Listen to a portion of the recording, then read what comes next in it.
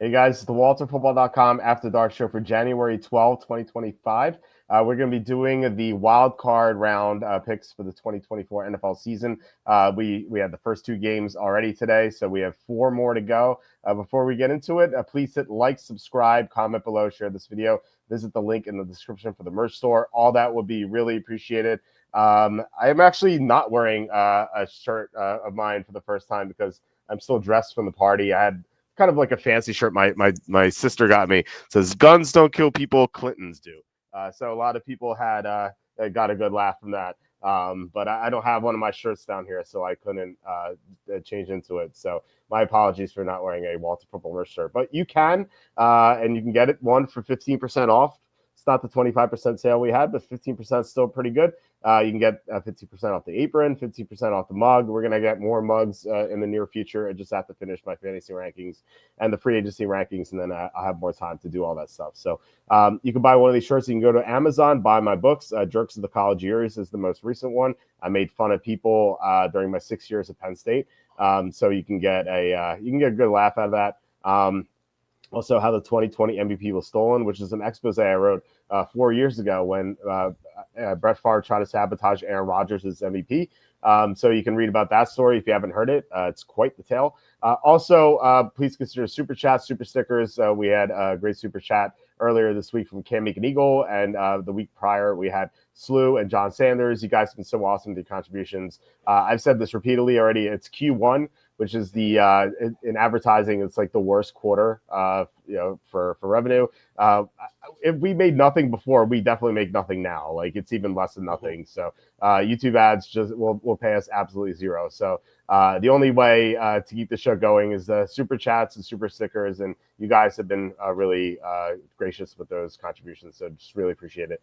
All right, we're joined by Quacky T. Tom, how's it going? How's your Saturday of NFL playoff football? How's it going, Walt? Here we are again, and a big hello to the Walter football family as we once again convene on a late Saturday evening. Walter, I just got to get right into it, man. I could cry tears of joy right now over the fact that Penn State lost. I'm not kidding, man.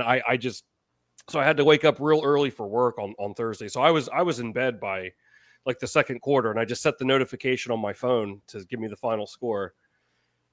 And I kind of woke up in the middle of the night. And I saw that Notre Dame won. I almost laid a damn egg. I was so happy. I really would have been hurt if I can't stand Penn State. For those of you who haven't been keeping score at home, so and especially if they had played Ohio State, and imagine if they had beaten Ohio State, who they never beat, and their conference rival, that would have been horrible for me. That really would have hurt me. That would have been maybe my worst sports depression. Funny, that would have been number one sports depression moment for me. And the other number one isn't even my team. It was the Lions last year losing that NFC Championship game. That really hurt me. But so it really got the weekend off to a nice early start for me that they lost. I was so happy. So yeah, got to watch the games today. I didn't, I still haven't placed a bet since the Battle of the Horses.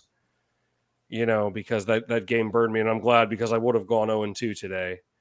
But hey, I was thinking, just switching gears real quick. So like when they during a punt, right? And like the punt returner's back there, and like he wants to call for a fair catch, right? He goes like that. Sure. But do you think he's yelling like fair catch, or do you think he's not yelling anything? You think just the hands? Because like, what if he like went like that? Just like a. Yeah, they have a rule about that. Like it has to be blatant. You can't be meekly about it. Like it doesn't count. You have to. You don't have to yell fair catch. You can just wave your hands in the air like pretty high. Yeah, but like what? Like, do you think they're yelling that too? Hey, like fair catch, man. I don't think so. I mean, they kind of want to get hit, right? So they get the 15-yard penalty. Like, why would they announce it? I don't think they do. So maybe they're afraid they want to avoid getting hit if they can help it, sort of thing, I guess so, but you still take one for the team. It's kind of like in baseball. You get hit by a pitch, you get a free base out of it. Like I think like most of the time you'll take it.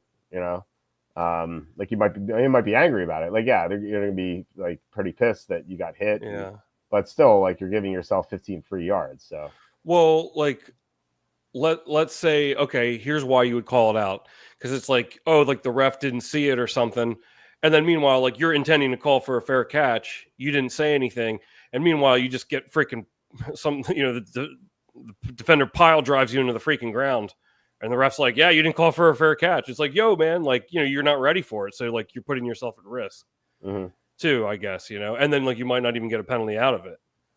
Yeah, I mean, as long as you have your hand in the air, like it has to be above your head, and you get the penalty out of it if you get hit. Okay. Well, Yeah. I got another one for you. Like, do you think, say the offensive lineman, they get beat, the defensive lineman gets past them, and maybe it's to the quarterback's blind side. Do you think the offensive linemen are calling out like, "Hey, fat Jim Miller, look out! Like, look out, man." I'm sure they do yell something, but it's I'm sure it's so chaotic down there you can barely hear anything. Yeah, but do you think they try at least? Like, might as well try. How could it hurt? I'm sure. Yeah, but then again, like I don't know, like you don't know where it's coming from. It could be anyone. It could be anyone yelling that too. Like it could be the defensive guy yelling stuff. Yeah. So just to kind of fool the quarterback. So I don't know like, how reliable you can be about that stuff. Yeah, like the tackle gets beat. He's like, "Hey, look out, Blake Bortles!" Yeah. Think that ever happened? Anyone ever? Look at Blake Bortles. They should have won that AFC Championship game, man. They should have been. It should have been Eagles Jaguars Super Bowl. Well, I mean, we did get a great Eagles Patriots Super Bowl. Oh, wow, that was I'm not complaining about that one for sure. And really, did you want to see Blake Bortles in a Super Bowl? Oh, absolutely. As a UCF graduate, man, That's true. Oh yeah, you're right. You're right. That's the pride of UCF. So you had that at Dante Culpepper. So Oh yeah. Remember Culpepper's coming out party, Thanksgiving Green Bay. That's right. Exactly right. Oh man. We always have a good time. No one knows what we're laughing at. Yeah, it's okay. They don't need to. Okay. Yeah, we've been, for those who are new to the show, Walter and I have been friends for over 20 years. We've known each other. So we'll probably be doing this in another 20 years, probably, right? Mm-hmm. Still handicapping games and going off on tangents that know no boundaries. So yeah. Well, the joke is that you told someone that I said this is Dante Culpepper's coming out party during a Thanksgiving game. It's like Dolphins at Lions or something. No, it was Packers at Lions. I think it was the 09 season. Yeah. And I hadn't seen your picks yet. Now this is 2009, so we didn't have internet like on the phones really yet. Or I certainly didn't yet. No. At least I think I got my first iPhone in 2010, I think, or early 2011. Anyhow, I didn't read your pick, and my good buddy that I worked with at the time, he comes up to me, he's like, "Did you see Walter's pick?" And I was like, "No." And he's like, "Yeah, he loves the Lions against the Packers, and the Packers were far superior that season." I was like, "Are you serious?" And he goes, "Yeah." He said it's going to be Culpepper's coming out party. I was like, "What? Did he really?" And he goes, "No." I was like, "Dude," because I was like, "That doesn't even sound like something you would write." Yeah, I was just like, I have to start writing that way to kind of. Yeah, like, what do you think he's gonna have? Walt actually write this on the site? Does someone commandeer his website? Yeah, like you think like Derrick Henry's gonna have another good game, or like, oh, this is gonna be Henry's coming out party. Like next time you think that for your prop, you're like, this could be, since we got the first game up, Denver and Buffalo, this could be Lil Jordan Humphrey's coming out party. It's been coming all year. We've been calling for it all year. Yeah, it's finally gonna happen. Yeah. Quacky, didn't you stay up for halftime to watch his Nittany Lions marching band? Yeah, I did. And I'm old, man. I get tired, I need my sleep. The march. Yeah, I missed that. I'm as many of you know, I'm anti halftime show. Yeah. I don't, and look, I'm not picking on you. If you enjoy it, that's great. But I don't know. It just never made sense to me. I just never understood it. And it's like, I did marching band in high school. I was part of those halftime, but maybe that's why I don't like it. Yeah. Same thing with, I don't like to go to parades because I marched in so many. It's like in like high school marching band. It's like, I don't know. I just don't like them. So that's a little bit about what my life is all about. Let's get into it. As far as Penn State's concerned, there was this guy who used to be on my forums when we had forums, this guy Ragnarok. He said something about, because when Penn State lost, he was happy. and he's like, yeah, I hate Penn State fans. They're either pedophiles or they say that women shouldn't vote. And that obviously was a reference to me. So I heard about this today, and I'm like, wait, I'm like, come on, that's not fair. I'm like, I'm not a Penn State fan. Like, why would you even say that about me? So I thought that was that was pretty funny. But anyway, No, go ahead. and the pedophile thing's kind of weird. It's like the coaches were the pedophiles, not like the fans. Yeah, not the students, but yeah. Well, I'm not gonna let's not unearth too much of that. But see, the guy getting a tattoo live on the Ravens post game show. I did not see that. What's up, Alex? Thanks for joining. Yeah, hey Butters. Yeah, I don't know. I don't know what that's all about, but I don't know. Maybe he bet the Steelers and he listened to my picks. Yeah, it was a great day betting wise, except for the Steelers. I had, as Slew mentioned, I had Mixon over rushing yards. Actually, we almost hit the same game parlay in Houston Chargers. I had the wrong quarterback rushing yards. I had Nico Collins over receiving yards, which hit. I had Mixon over rushing yards, which hit. I had Lad McConkey over receiving yards, which hit. The only thing I got wrong was that I had Justin Herbert over rushing yards instead of C.J. Stroud. And I actually thought during the game I had Stroud over rushing yards. And I remembered I switched to Herbert because the Texans can't stop mobile quarterbacks. So I was like, yeah, we got Stroud. And then I saw on the page, I'm like, oh no, I didn't bet Stroud. I bet Herbert. And Herbert didn't have a single rushing yard, so that sucked. But so yeah, I had Mixon over rushing yards, correct. I had Pickens over receiving yards, correct. I had the Texans +3. The only thing we got wrong was the stupid Steelers, who looked so soft in that game.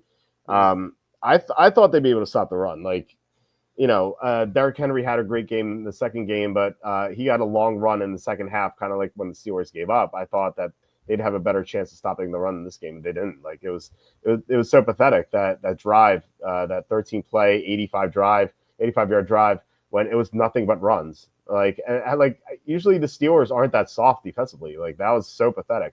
Yeah, I was shocked by that. Usually Tomlin's teams aren't soft like that. And yeah, they still had a chance to cover at the end.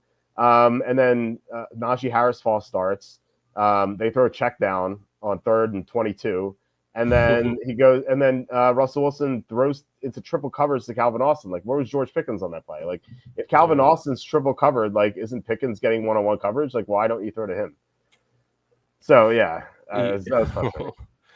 Yeah, and unrelated, because it didn't come into play in this game today. But what's up with? And I take no pleasure in asking this, because he's a first ballot Hall. I think probably. I mean, definitely Hall of Famer. And Justin Tucker. What's up with Justin Tucker this year? Like, missing all these kicks. That's crazy.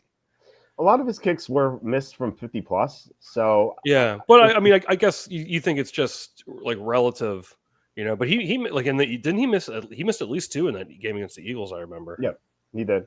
Yeah, it's just like, it's just so uncharacteristic. I mean, I'm not picking on the guy. He's one of my favorite. One of my favorites. And do you think he could get on like first ballot? Like, do you think he's the best kicker of all time?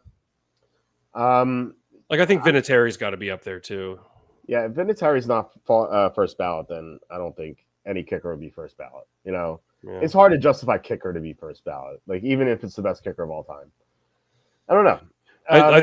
It's very difficult. Like, even like Tucker's the most accurate kicker in NFL history. Actually, I don't know if that's true anymore. I think because he missed some field goals this year, he might be like second. But still, I don't think he'd get there. I think he will. I think he and Vinatieri will be Hall of Famers. I don't even know if Vinatieri's in, but I don't think he's eligible yet. But I do think they will be in eventually. I don't think they'll be first ballot, though.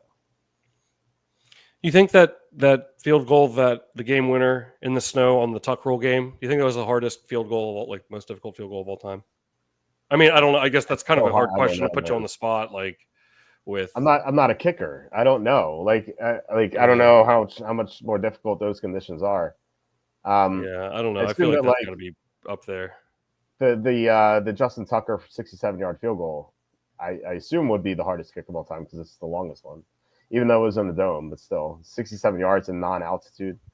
I mean, that was something else. So, yeah. I don't know. We had with this comment here before we get into the games. Everyone is ragging on Justin Herbert when we're going to stop pretending Herbert's the stud quarterback. Well, he has great talent, like physical talent. Like he just hasn't done anything in the playoffs. I would, like I think their criticism of Herbert is fair, except for this game. I think that the Chargers, and also I think we're going to see the same thing for the Rams on Monday night. I don't think it's fair to judge anything the Chargers or Rams do in this playoff because of the wildfires. Like, I don't know how that team could have prepared for that game. Like, the players' houses are in danger of burning down, or are burning down, or have burned down already. Like, and also the coaches. Like, how are they preparing for a game? Like knowing that like their entire lives are up in flames, like literally. Like, Yeah. I don't. I can't. I don't think you can judge anything the Chargers or Rams do. Like even if the Rams lose 49-0, and Stafford throws 6 picks, like I'm not going to judge it for that. Just because these circumstances are just so weird, and so horrible. Mm-hmm. So like Herbert's had other bad performances in the playoffs, as Iceberg points out. The same Herbert who blew a 27-0 lead. Yeah, look, you can criticize him for that. Don't criticize him for this game or any Chargers really, or any Rams coming up. You just can't. Like it's just a horrible situation. So, I mean, can you really criticize him for and fair enough, Iceberg, the same Herbert, but it's not. I mean, it wasn't Herbert that blew that lead or the defense. You know what I mean? Too. I mean, at the end of the day, they still put a lot of points on the board. Yeah, they could have put more on, but Well, that was that defense. Joey Bosa was not playing at 100%. Like he missed most of the season. He came back, but he was so exhausted. I think he only played like 30 snaps in that game or something. Like he was barely used because he just wasn't healthy. So didn't they have like an offside on the like a PAT for the Jags, and then they got the 1 yard. They put them on the 1, they went for 2, and they got it as a result. Mm-hmm. Yeah. That was. I remember that was a wild one. Was it 2022, right? 21, 22? Yeah, a couple years ago, yeah. And then the Jaguars went into Kansas City, and I think they covered. They lost by 7. I think they were plus 10. You criticize the arsonists, yeah. Yes, criticize the homeless people making fires. Yes, let's do something about that. Fair, but what has Herbert done thus far to make anyone say he's a top 5 QB? I think I'd say that. I don't know. I don't think he's the top 5 quarterback in terms of like what he's accomplished. In terms of like physical tools, maybe you can argue that like he is great potential. You got to remember Peyton Manning was started his career 0-3 in the playoffs, and he was terrible in some of those games. And then eventually he won 2 Super Bowls. So like, yeah, I mean Herbert has so many years ahead of him. Like, I wouldn't be shocked if he won a Super Bowl at some point. He has the talent to do it, and I think he has the coaching now with Jim Harbaugh. They just need to give him a number 1 receiver because McConkey is a great possession guy, but I don't know if I'd call him number 1. Like maybe they sign T. Higgins or something, and suddenly they look a lot better. And next year, hopefully, they don't have to deal with anything like this, and they can have a deep run. Like I don't think that's out of the question. I think it's a mistake to overreact to one game in which they couldn't game plan for it. Like I don't think it's fair for the Chargers or the Rams, like because these situations, it's just horrible, Maybe they sign Tyreek Hill. I saw a meme on the information superhighway earlier today that said that that Tyreek Hill requested a trade to the Packers. Man, I don't see that happening. As a lifelong Packers fan, I'd be shocked if they signed him, even if he wanted to go there. I just don't think he would fit in like their locker room. Like, you know what I mean? Yeah. That doesn't seem like a natural fit. I just think that Hill wants out of there, and he's willing to go anywhere. I mean, can you go into another season with Tua as your quarterback, knowing that he's going to miss like a lot of time? Like he gets hit in the head, he's out for 5 games. Like, dude, the Jets should sign him. Oh yeah, add him to that party. That'd be fun. Yeah. A dysfunctional team taking on dysfunctional player. It sounds great. Yeah, they should do that'd be awesome. Oh, really? You stir the pot, huh? That's what we like. Right. That's what we want to see. No, but honestly, like he obviously needs to go to a place where there's a strong locker room, and they can handle his antics. Like, a team like the Chiefs are perfect for him. Like, They have Andy Reid. They have Mahomes. Like he wasn't going to do anything there. So it's sending it to like a team that has a young quarterback like the Packers. I think that would be a colossal mistake. And as Alex says, Packers front office is too cheap. It's also true. Also true. Yes. Okay, Herbert. He said Iceberg says Herbert will be traded. I don't know. Mekhi Becton can't fit in any locker room, and he's still an NFL team. So, yeah, can't fit into. No, I'm not suggesting he won't get signed by anyone. I'm just saying I just don't think on Green Bay. Yes. But then, I mean, you remember when the Bulls signed Rodman? Everyone was like, "No way! Like, what do you know? That'll never work," and it did. So, but I don't know. Well, I mean, team with a strong locker room. You had Jordan, Pippen. Like, if another team had signed Rodman, like that wouldn't work. You know, like you need the strong leadership. You need like a Mahomes. You need a Lamar Jackson or something like that. You need like someone who commands a lot of respect already. You know, I think Josh Allen fits that too. Like, So yeah, Blake Bortles. Blake Bortles, bring it back. Yeah. No disrespect to my man Blake. Yeah. You know. Let's not criticize any UCF quarterback. Yeah. They still have to have their coming out party. All right, let's get into the games. The first one is Broncos at Bills. This line is Bills minus 8.5. I still like Buffalo a lot. Hopefully this game goes for the favorite like it did for Baltimore against Pittsburgh. I mentioned this many times. I'll say it again briefly. The Broncos have had 10 wins this year. Take out the last win against Kansas City's backups, so 9 wins. 6 of those 9 wins have come against teams in Group D or Group F, so bad or horrible teams. The other 3 wins were against the Buccaneers, who are coming off the revenge game against the Lions, so they were unfocused. The second one was against the Jets in that 10-9 rainy game where the Jets are flying out to London the next week. And then the third win was against the Colts in the infamous Battle of the Horses when Jonathan Taylor fumbled at the 1-yard line. So those are the Broncos' 9 wins this year. They have the least impressive resume of any NFL team in the playoffs. So you have to like the Bills. And people might be scared of, the Skylar Thompson game where they almost lost to Skylar Thompson as huge favorites. That was 2 years ago. But that was right after DeMar Hamlin. Like, that team was broken. They got blown out the next week at home against the Bengals. I think this team's a lot stronger, and I think it's going to be a blowout. For the player prop, I have Josh Allen over 42.5 rushing yards. Allen averages 20 more rushing yards per game in the playoffs than he does in the regular season. This is a guy who famously has said that he wants to run less at the beginning of the season, and he wants to run more toward the end just to preserve his legs and his health. So, he's going to run a lot if he needs to. Now, he may not need to, but I do like the over rushing yards. What do you think about this game? So I have a couple of different thoughts here. And I'm a fan of this Broncos team and Bo Nix, as I've said basically on every show, as you're well aware. I like the Bills here. I think they're definitely going to win the AFC. Obviously anything can happen, but I like them to win the AFC and maybe the Super Bowl too. But if you like the Broncos, maybe take Broncos first half. I could see if you think this game could be close, I would take Broncos first half because this seems like, it might be, this Broncos team, especially with Bo Nix, who I really like.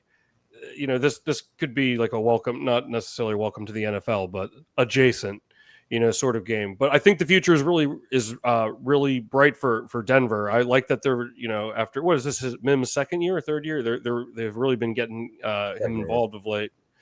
I think the future is really bright for them. But this is going to be a good test for the development of the future of this team. I think to get some experience. I do like Buffalo to cover, but if you're of the belief that it could be close, maybe consider Broncos first half. But I like the Bills here.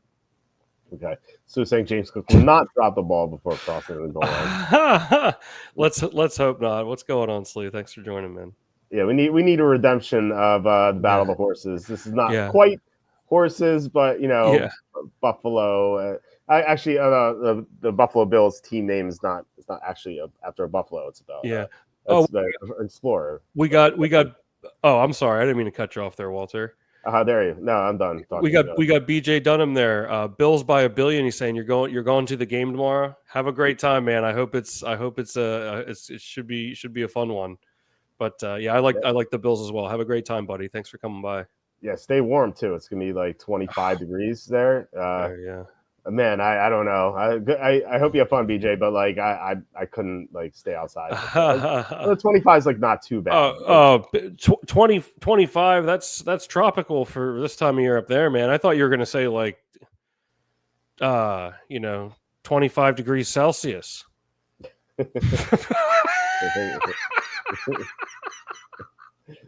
Let's keep it moving. What do we got? What's up, John? Thanks for joining. The confident Bills to cover, which probably means you should take Denver. Interesting. This is Denver's Super Bowl, basically.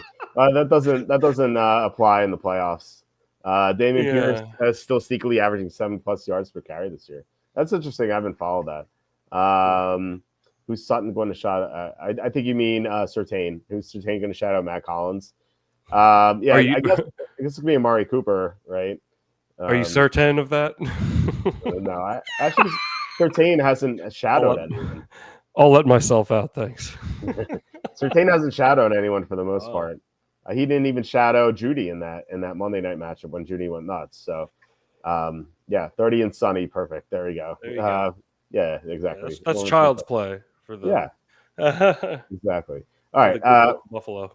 All right, we go to the next game. We have your Green Bay Packers at the Philadelphia Eagles. This line is Eagles -5. This was the game I had the most difficulty handicapping because we have a couple of unknowns. Really, we have a quarterback in Jalen Hurts coming off a concussion. Quarterbacks coming off concussions generally do not play well. I think they're like 5-12 against the spread in their first game. However, Jalen Hurts does a lot more than just throwing the ball and stuff. So I don't know, like when he's scrambling around and doing tush pushes, like is the concussion going to play a factor there? Like I don't know. It feels like he's going to be less impacted by the concussion than other quarterbacks.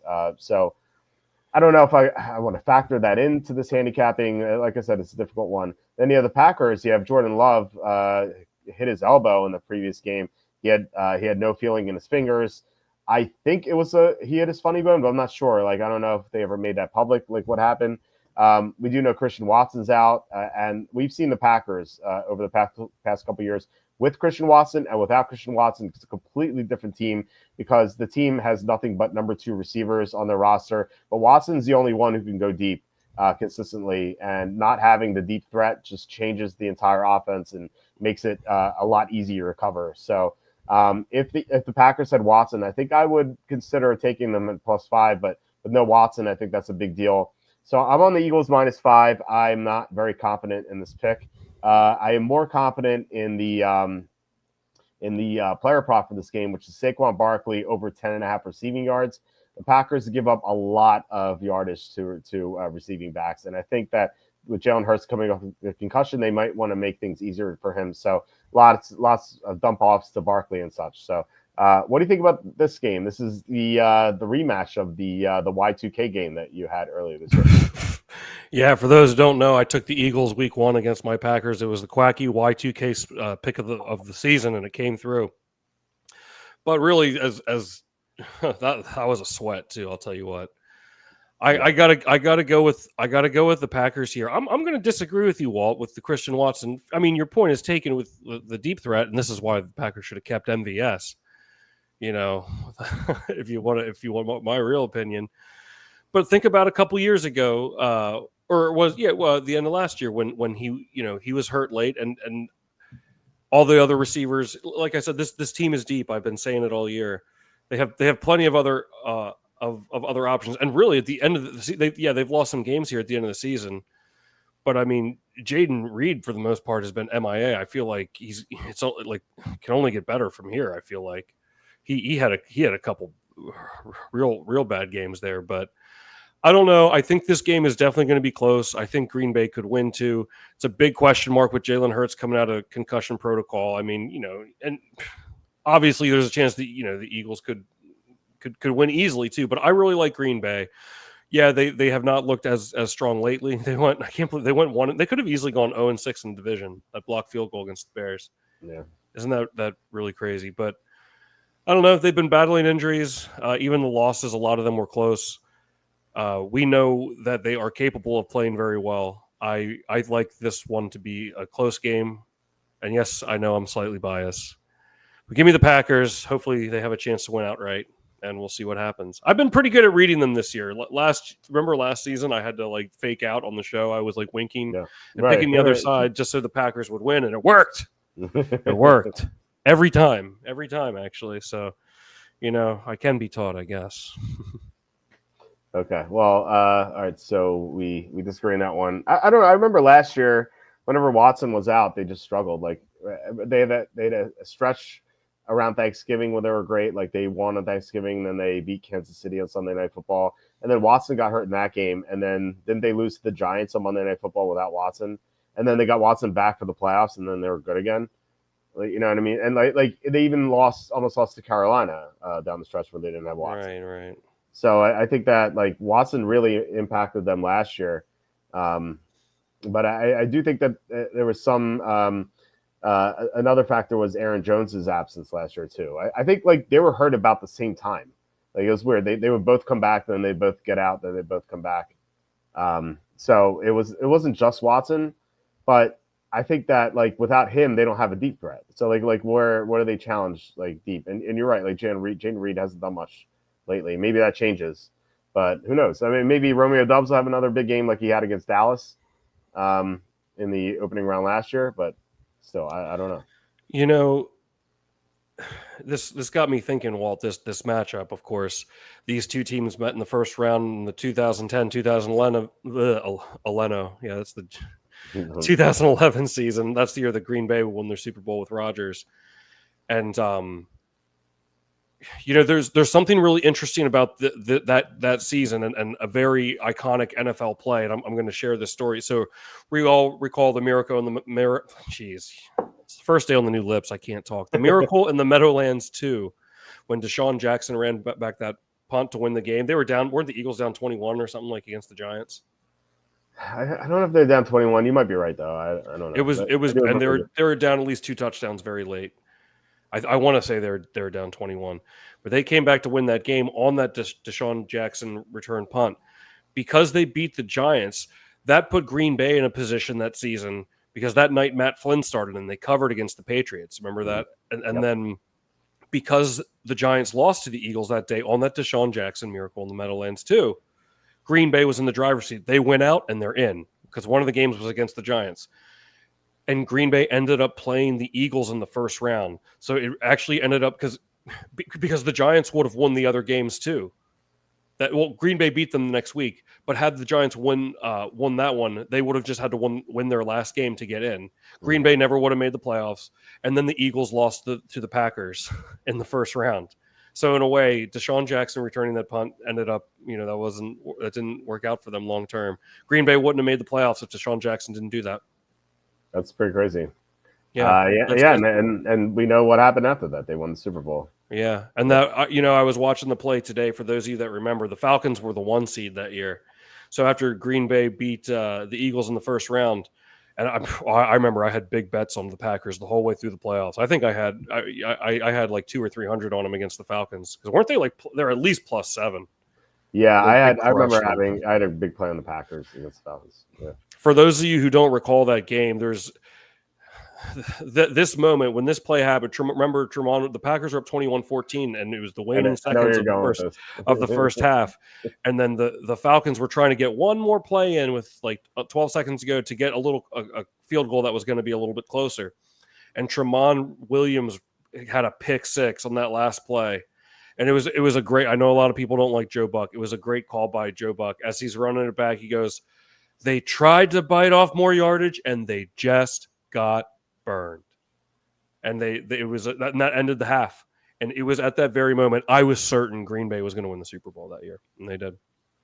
And I remember I texted you. I was like, "I can't believe that just happened," and you texted me back, "That was tremendous." What a moment, man! What a season! What a season! That was fun. I do. Yeah, I remember that fondly. Quacky, would you like to see Pete Carroll take the Bears job? Oh yeah, why don't you get him? We should get him a commercial deal with freaking Dentine or something, gum chewing bastard. That's so annoying, man. Like a damn cow over here. No, I mean, good coach though. Except when you decide to throw it from the 1 for the Super Bowl. I mean, I guess, but he's 73 years old. Like, what are we doing here with Pete Carroll? You want to know something? I contend, like, let's say that had worked. and it very easily could have worked. That little 1-yard pass. They would have been Yeah. like, what a genius coach. Everyone in the world knows he's going to Marshawn Lynch, and Pete Carroll outsmarted him. This is why he's a great. It's like people would have hailed him as a genius for that, with the whole world knowing he was going to Lynch. I think that's what he was going for. And it's still, I think, a dumb move. I mean, it's only works if it works, right? Yeah, I mean, it was so stupid because there's still time left. Even if they had scored, if they threw it incomplete, like that would have been the worst. Like you run the ball and make the Patriots use their timeouts and or drain the clock down, because there's like, even if they scored like on that first run, like the Patriots still would have had time. So like you almost want to like kneel down and like take a play off just to make the Patriots use the timeout and then try to score on second down. So I believe there's 35 seconds, and I think the Patriots had one timeout. Yeah, you want to make them use that last timeout. 100%. I just remember I was delivering pizza. I was working delivering pizza at the time, Mm-hmm. and we all, before we just like take a pizza box and we wrote down what we thought the final score was going to be and like who would win. And my prediction was, and we all wrote it down on a box and we like put it on the wall for the night. And my prediction was Seahawks 31, Patriots 28. That was my prediction for the final score. And there the Patriots were up 28-24 on the one, and I was, I didn't have any money riding on it. It was just like going to be cool to say, like, I predicted the final score. They're going to get a 7 here, and they're going to win 31-28. I'm like, here we go. And then that happened. I was like, wow. Wow. I mean, and what a call by Al Michaels. What a call by Al Michaels. I had the Seahawks in that game. That was painful to lose. And that was the year that Jerry Jackson was raiding my Facebook wall. So we had a lot of there was a lot of commotion. We had a lot of fun that night with Jerry Jackson, and he quickly went away once someone found out that he photoshopped his head onto like a bodybuilder's body. Like it wasn't even his body that he did. Like he was showing off on his Facebook wall. And then like someone's like, wait, this is not your body. I found this bodybuilder's body. It's just, that's his body, not yours. And he just like vanished very quickly. Dude, respect. That's a baller move. Yeah, definitely. Exactly. Oh my gosh. All right. So we had the Sunday night game. Redskins at the Buccaneers. This line is still Buccaneers -3. I think this is a good matchup for Tampa, knowing that Jaden Daniels is a mobile young quarterback. Todd Bowles' defense is feast on mobile young quarterbacks. They did that in the first game. Now, it's kind of unfair to judge Jaden Daniels on his first game. He's had so much more experience since. So, he's not technically a rookie anymore. His first regular season's over. So, and he's had a ton of starts. So I suspect he's going to do better in this game. But Tampa has always done a great job of limiting mobile quarterbacks. So I also like Bucky Irving against Washington's run defense, which is just notoriously terrible. Probably the worst run defense in the playoffs. So I like Bucky Irving a lot, so much so that he is one of the two player props I have in this game. We have Bucky Irving over 87.5 rushing yards. The other one, I have two player props in this game. And this one I know was bet by a syndicate. So take note of that. They bet Jalen McMillan over receiving yards. I know they got 50.5. We actually got 49.5, but my -130 big, but still, it's a great number. And I like this because Mike Evans is going to get, the treatment from Marshawn Lattimore. Lattimore usually shuts down Mike Evans. And I think that McMillan is going to get a lot of targets because of that. So I'm curious to hear what your thoughts are in this game. I'm curious to hear what you're laughing about for the past 2 days. Scroll up a bit. There's an ad that says, "We get it. Vaccines can be confusing." Confused about your vaccine schedule? Is that what you're talking about? We don't have to open it. I just saw it. Yeah, it's like, you ain't kidding there, pal. Hey, you think this could be Bucky Irving's coming out party? Oh, baby, I love it. Yeah. Do you think you think he's gonna run amok out there? Yeah, yes, I do. It's coming out party. That's why we're taking Tampa. Hey, I don't know if you heard, but Mike Evans and Marshawn Lattimore don't like each other. Did you hear that? Really? Oh my God, I didn't hear that. No. Yeah, it's like all people like are talking about all week. I don't know. I like the Bucks here, man. I think they're very underrated. They beat some good teams. They've lost some tough games this season. They lost some really tough games this season. They could easily be like, I think they're a lot better than their record indicates. And I don't know, Washington just down the stretch. I don't know. I think they're slightly overrated. I don't think they are as good, and I really like their team.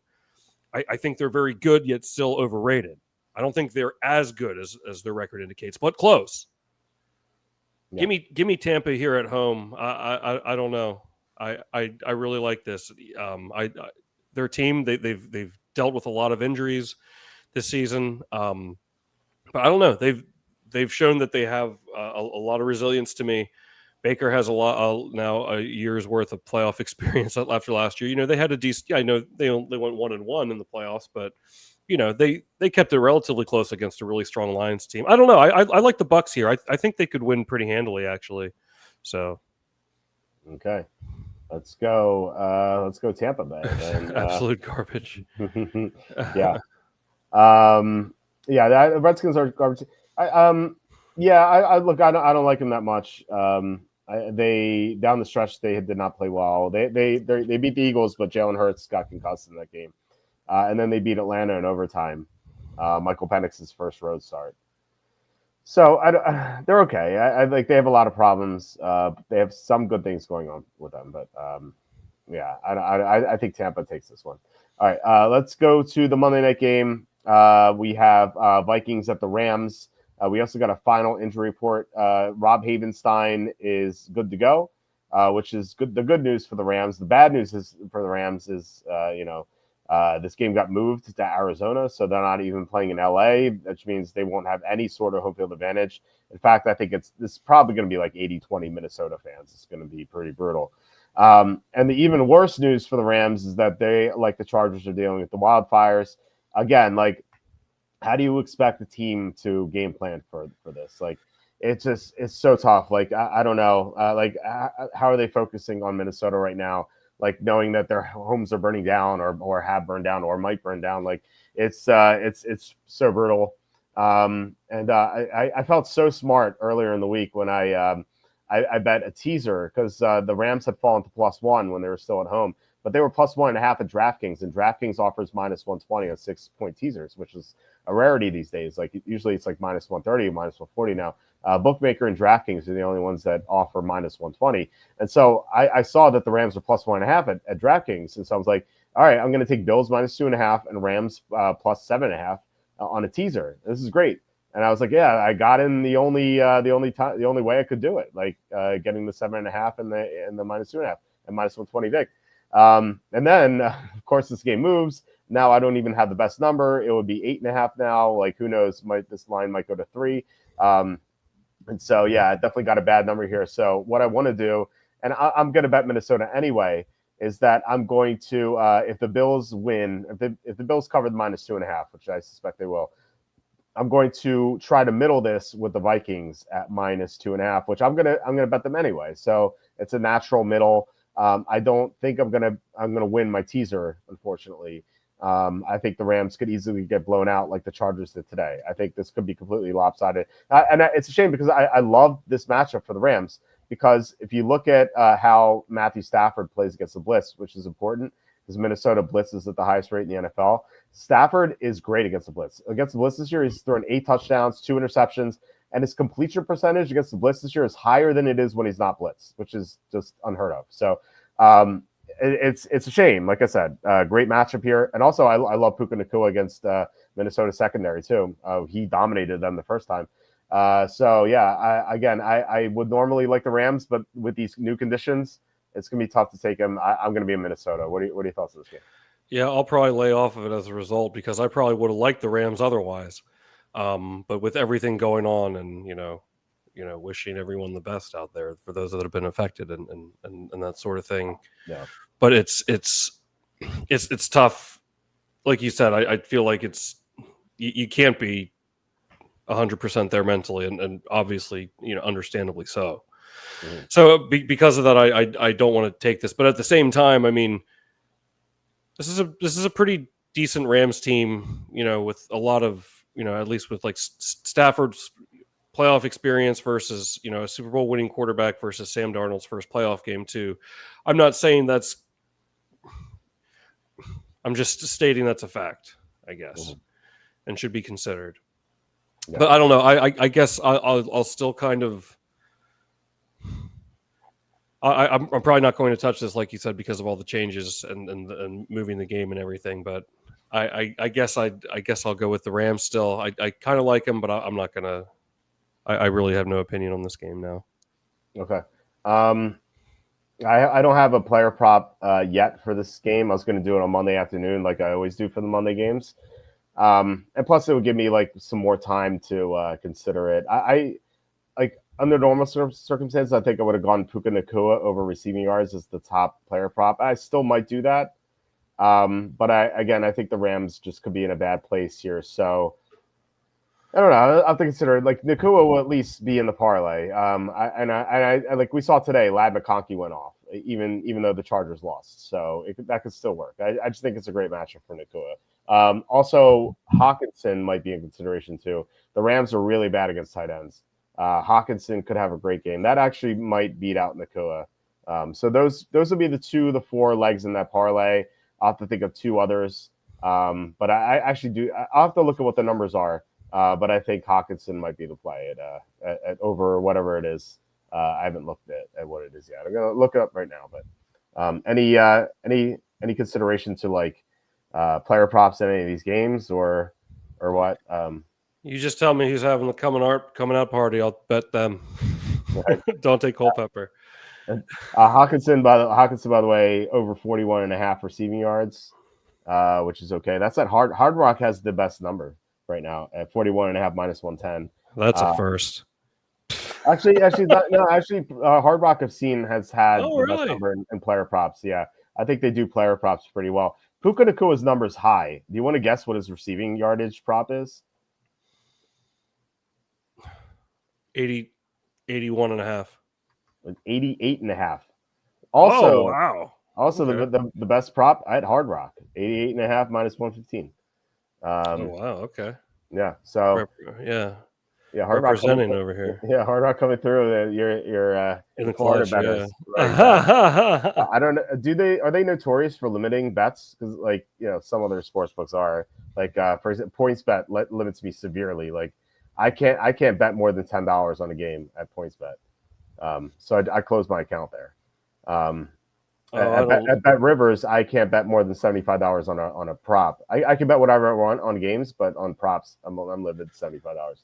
I'm not sure about that because I mean, I don't really bet props often, and when I do, it's not very heavily, so I don't think I've ever encountered it, to be honest. So it's a good question. I actually don't know.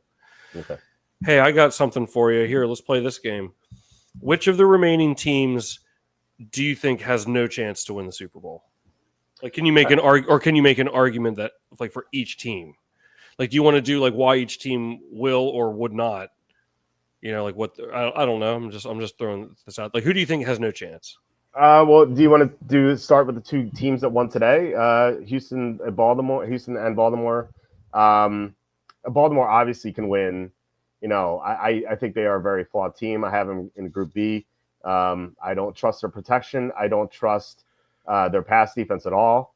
We saw for some reason the Steelers didn't try to torch their secondary in the first half. Like they just, I don't know what their game plan was in the first half. Like throw it to Darnell Washington or Freiermuth dropping passes. Like that was pathetic. And then they finally like went after the secondary and they had success. Like hello Arthur Smith. Like welcome to 2025. Like thanks for finally going after the secondary.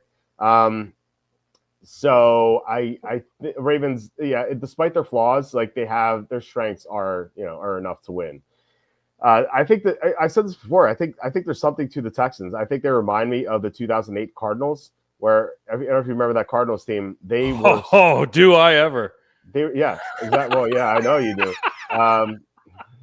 That Cardinals team was awful down the stretch. Remember they lost to the Patriots. It was like 47-7 or something. They got destroyed in that Week 17 game against the Patriots.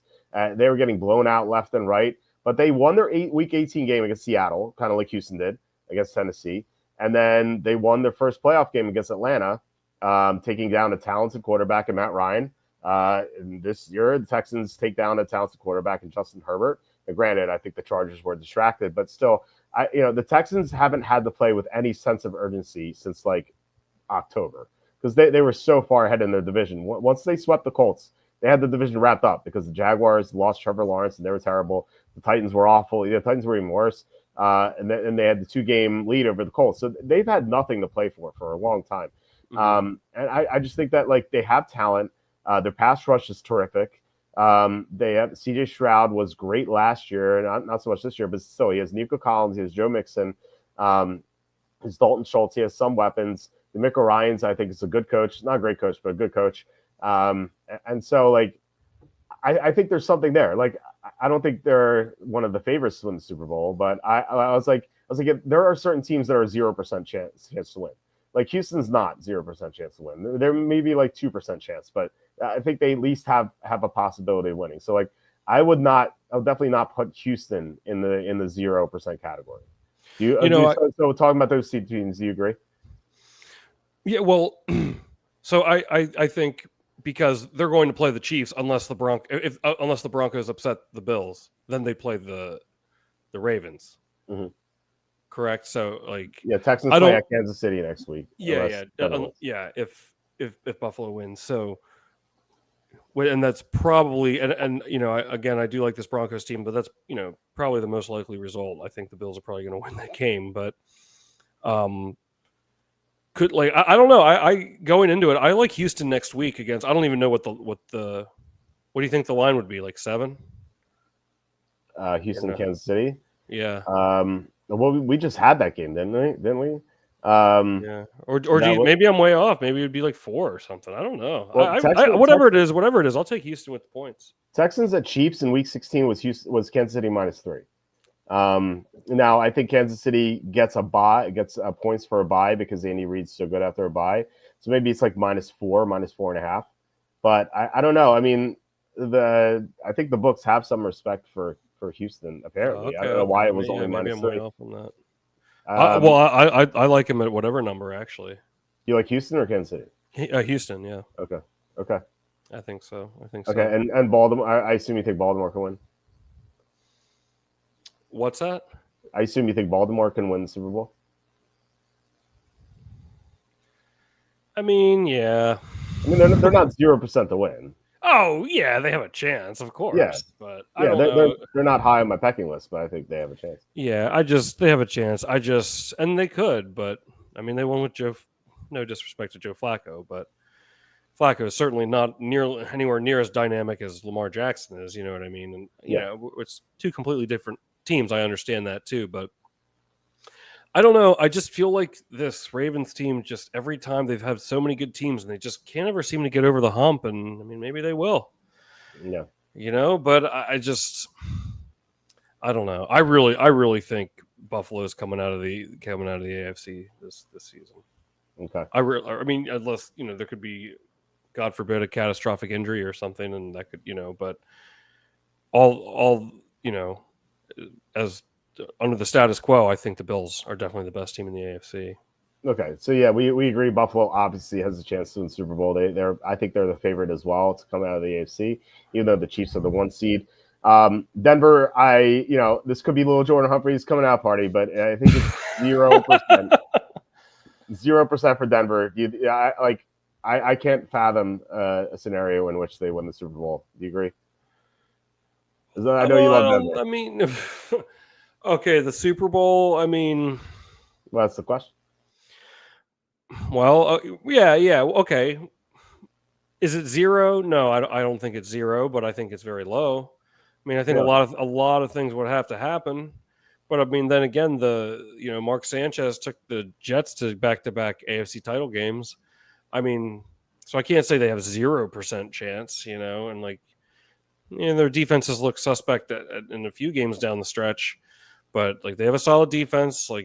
Nick's really improved. Think about, from the beginning, he's had a solid year, obviously. And I've been singing his praises all season long, finally I got one right here. So it could happen, but I mean, I'm not going to say 0, but some things, I mean, things would have to happen. Especially they drew. I mean, as the 7 seed, you're probably going to draw a tough matchup no matter what. But I mean, the the Bills are the last team I'd want to play in the first round. I don't know. But we'll see. I'd say it's 0. I can't see them winning.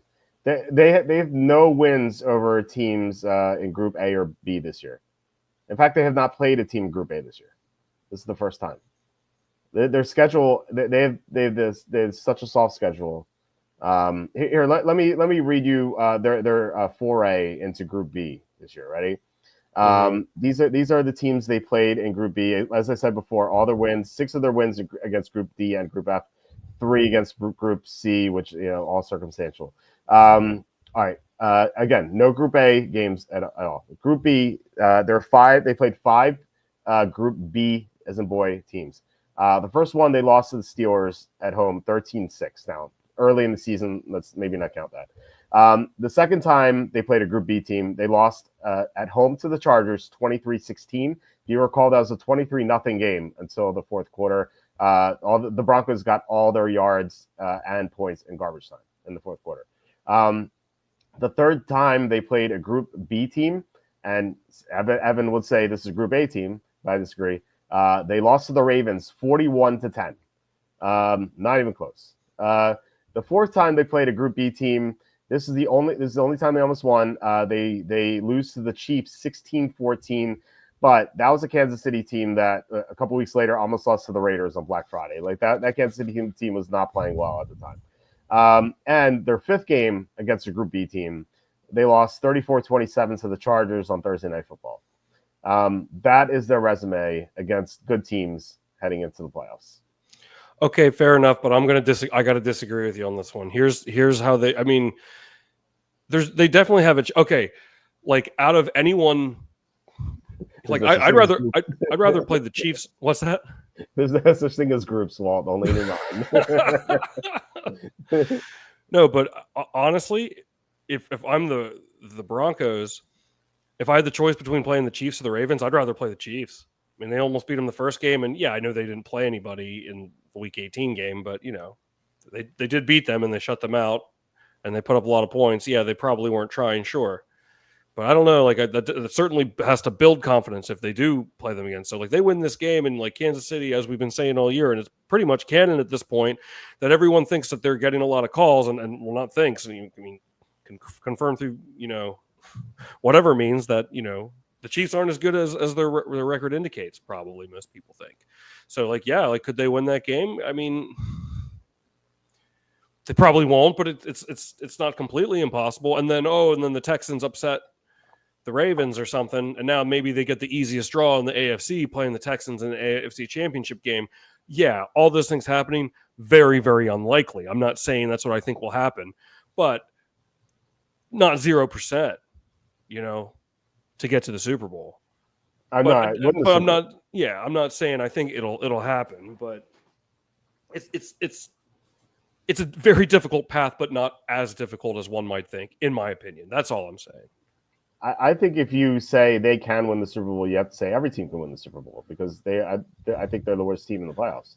Yeah, but I mean, technically, any team could win the Super Bowl. What's the point of this exercise? The answer is just yes to every team.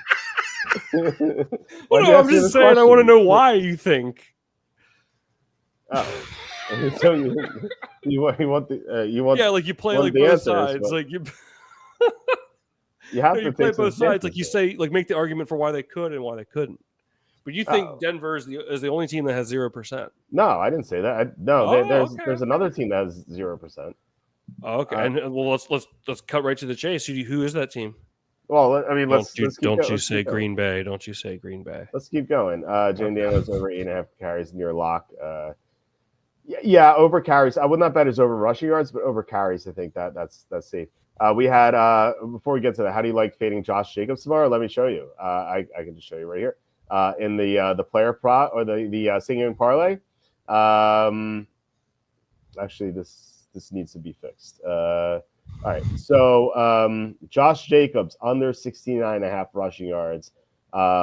Josh Jacobs has struggled to get to 70 rushing yards lately, and the Eagles have the number 1 run defense in the NFL. So yes, I like the Josh Jacobs on the rushing yards for sure. All right, let's get to the next game. Packers and Eagles. Eagles are, I think, the Super Bowl favorites out of the NFC. Maybe Lions. Lions or Eagles. So obviously they can win the Super Bowl. Packers can too. You know, I think they have a good team. I had them in Group A for most of the year. Now with Jordan Love banged up and Christian Watson out, I don't know if they're quite Group A. So maybe they're Group B, but any team in Group A or Group B can win the Super Bowl. I have the Broncos in Group C. I don't think a Group C team can win the Super Bowl. But yeah, Packers can win it. I think they are the scariest 7 seed. I'd say they're the scariest 7 seed we ever seen, but they were the 7 seed last year too. So I guess they're just repeating it. I think this Packer team this year is better than the one last year, but this is a tougher opponent. Like this Eagle team is much better than that Dallas fraud that we had last year. So even though this Packer team is better, I think they are more unlikely to win this game than the Packers did last year. And obviously, it's very easy to say that because we know the Packers won last year. So, but I did like the Packers last year. I think that was my top bet of the week, if I remember correctly, was the Packers over the Cowboys last year. So, no, both teams are definitely live to win the Super Bowl. I have bets on both teams, a real bet on the Eagles and like a bonus bet. Like plays on the Packers, you know, like sometimes when you get bonus bets or whatever, I put a lot on the Packers, the Lions, the Bills, and the Chiefs. Like whenever I got a chance, like whichever team had the best odds or relatively to their talent level was the team I put bonus bets on. So I assume you agree. Nice. You agree on these teams, but because you said every team can win, so everyone's a winner. Yes. No, but like, okay, let me ask you this. Let me pitch this situation, this scenario to you. If Green Bay wins this game, if you're a Lions fan, are you nervous? Of course. I mean, the Packers almost beat them last time. And like, what do you feel? What are the stats on like beating a team 3 times in a year? I always feel like that's hard to do, but like that's got to be a pretty rare sample size. Like you have to sweep, one team has to sweep the division and then you have to meet in the playoffs. That can be a tough arrangement. Remember that happened to the Packers, the game that Randy Moss mooned the fans? Yes. The Packers won, actually, funny enough, both games that season, the Packers won 34-31, and then they lost that game to the Vikings. So, but then I thought that maybe this was one of those that I had backwards. Like, you know, I mean, I'm about as sharp as a marble half the time. So I think this is correct, right? Previous result is win. The second previous result also win. Previous season equals season. Yeah, I think this is correct. Let's punch this in. This is 7-4. So the team that has won twice, trying to win the third time since 1989, they're 7-4 straight up, 6-5 against the spread.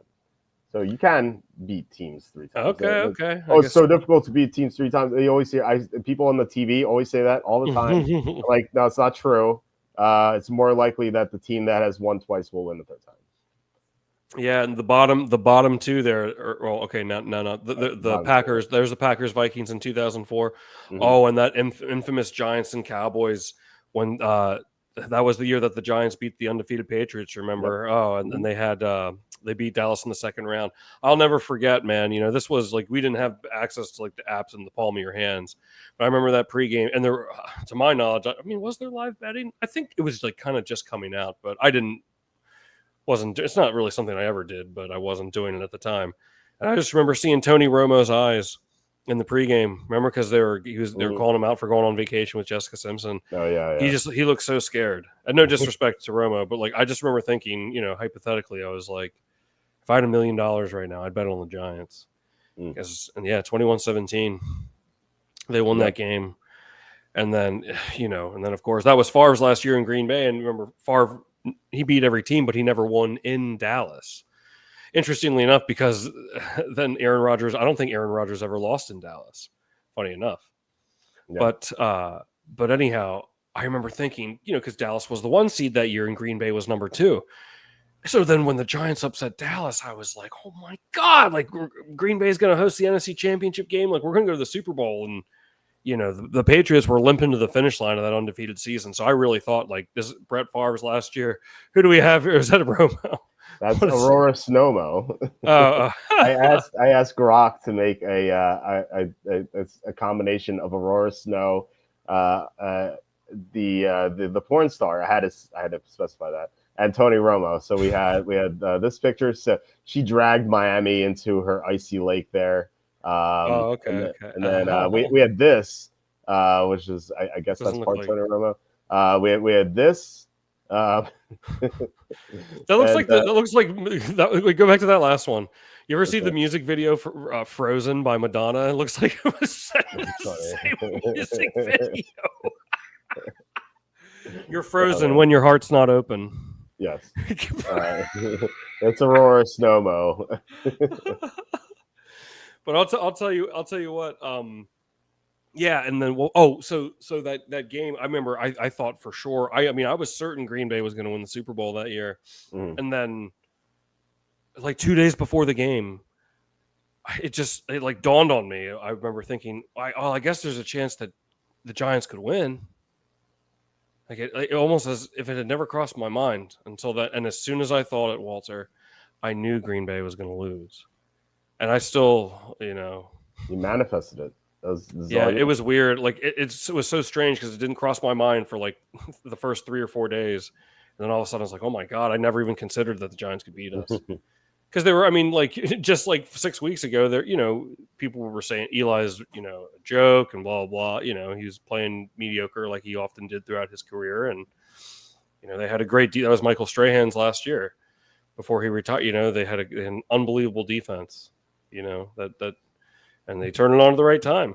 But I'm telling you, I and I knew that was going to be Favre's last game in Green Bay, and that's what like I remember I actually shed a couple tears after that because it's like like it's more than just a like that was my childhood, like growing up watching like vintage Brett Favre, and the Packers, and it's like it's over now, Yeah. and time is passing.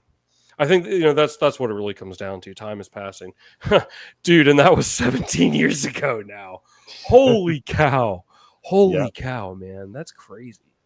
Time flies. Yeah, it's pretty nuts. Yeah, we can talk more Think, about that, but yeah, it's crazy that as you said, we met 20 years ago. It feels like yesterday that yeah, it really does. we're hanging out. Okay, we got Green Bay. Let's talk what about the Eagles? I mean, obviously they have a chance. They're one of the strong. I mean, I think everyone would agree that they're one of the strongest teams in Yeah. football. Yeah, I So, mean, we don't have to say, oh, Eagles have yeah, no chance. Oh, yeah, of course they do. All yeah, right, let's get to the Redskins and Buccaneers. I think the Redskins are 0% chance to win. There's never been a rookie quarterback who's ever won the Super Bowl. The Redskins until Bo Nix. until Bo Nix, right? So that's another reason why Denver can't win. But no, we have this team that is getting worse toward the end of the season.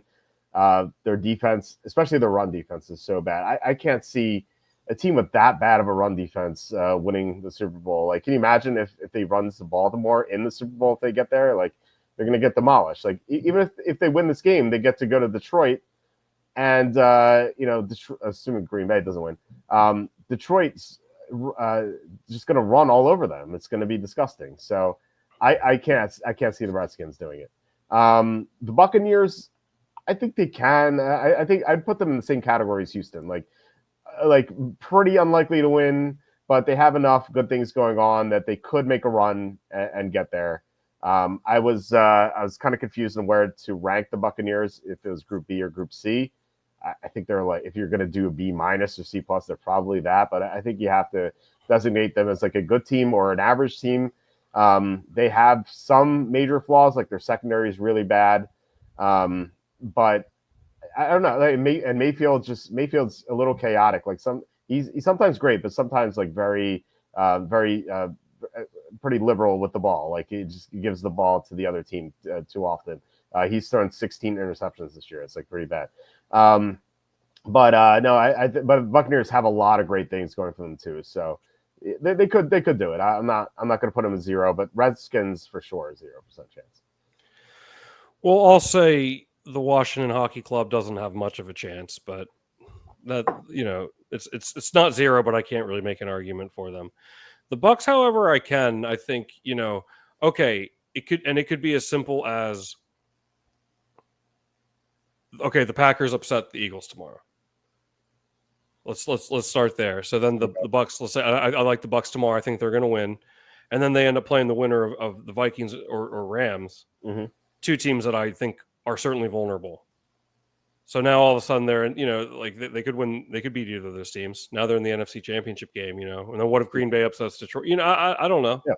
It's again. I'm for those of you that are maybe just joining in. I'm not saying I think this is what's going to happen. I'm just painting a scenario where it could, if like and then okay, so then let's say they play the Eagles next week. Well, they already beat the Eagles this season. Yeah, I know it was early in the season and things have changed. For on both sides, they're not the same team, but certainly not impossible. So you know what I mean? Because I think they're going to win this game pretty easily. Okay. Iceberg's asking, what are the odds on a Broncos Redskins Super Bowl? I have it right here. Do you want to guess what that is? 400 to 1. 557 to 1. Wow. So if you bet $20, you can win 11 grand. If you really think that's going to happen, put me down for 20. If you really think that's going to happen, that's a great bet. I would not bet it, but if you think it's going to happen, those are some great odds. Then whoever wins Rookie of the Year, the other one will win Super Bowl MVP. It's rigged. That's what they want. They want two rookie quarterbacks, so it's going to happen this year. We just don't know for which team. It's a guarantee. I've seen 950 to 1 on FanDuel. I'm seeing. What I did was parlay the Broncos to win the AFC and Redskins to win the NFC. But I guess okay, they have Super Bowl matchups. Okay, so I guess you could just go there. You get better odds that way, apparently. Just put. I've seen 550 to 1 on FanDuel. Yeah, I'm seeing 550 to 1, not 950 to 1. That's interesting. Wonder why we have different odds. Just put $100 on it. Put 1,000 on it, and then call it. Put 1,000 on it. All right, let's no, don't. This is not financial advice, by the way. I'm just. Well, it says max wager is $500. I just typed that in. $500 wins you $275,000. Bro. Then we could be on. Okay.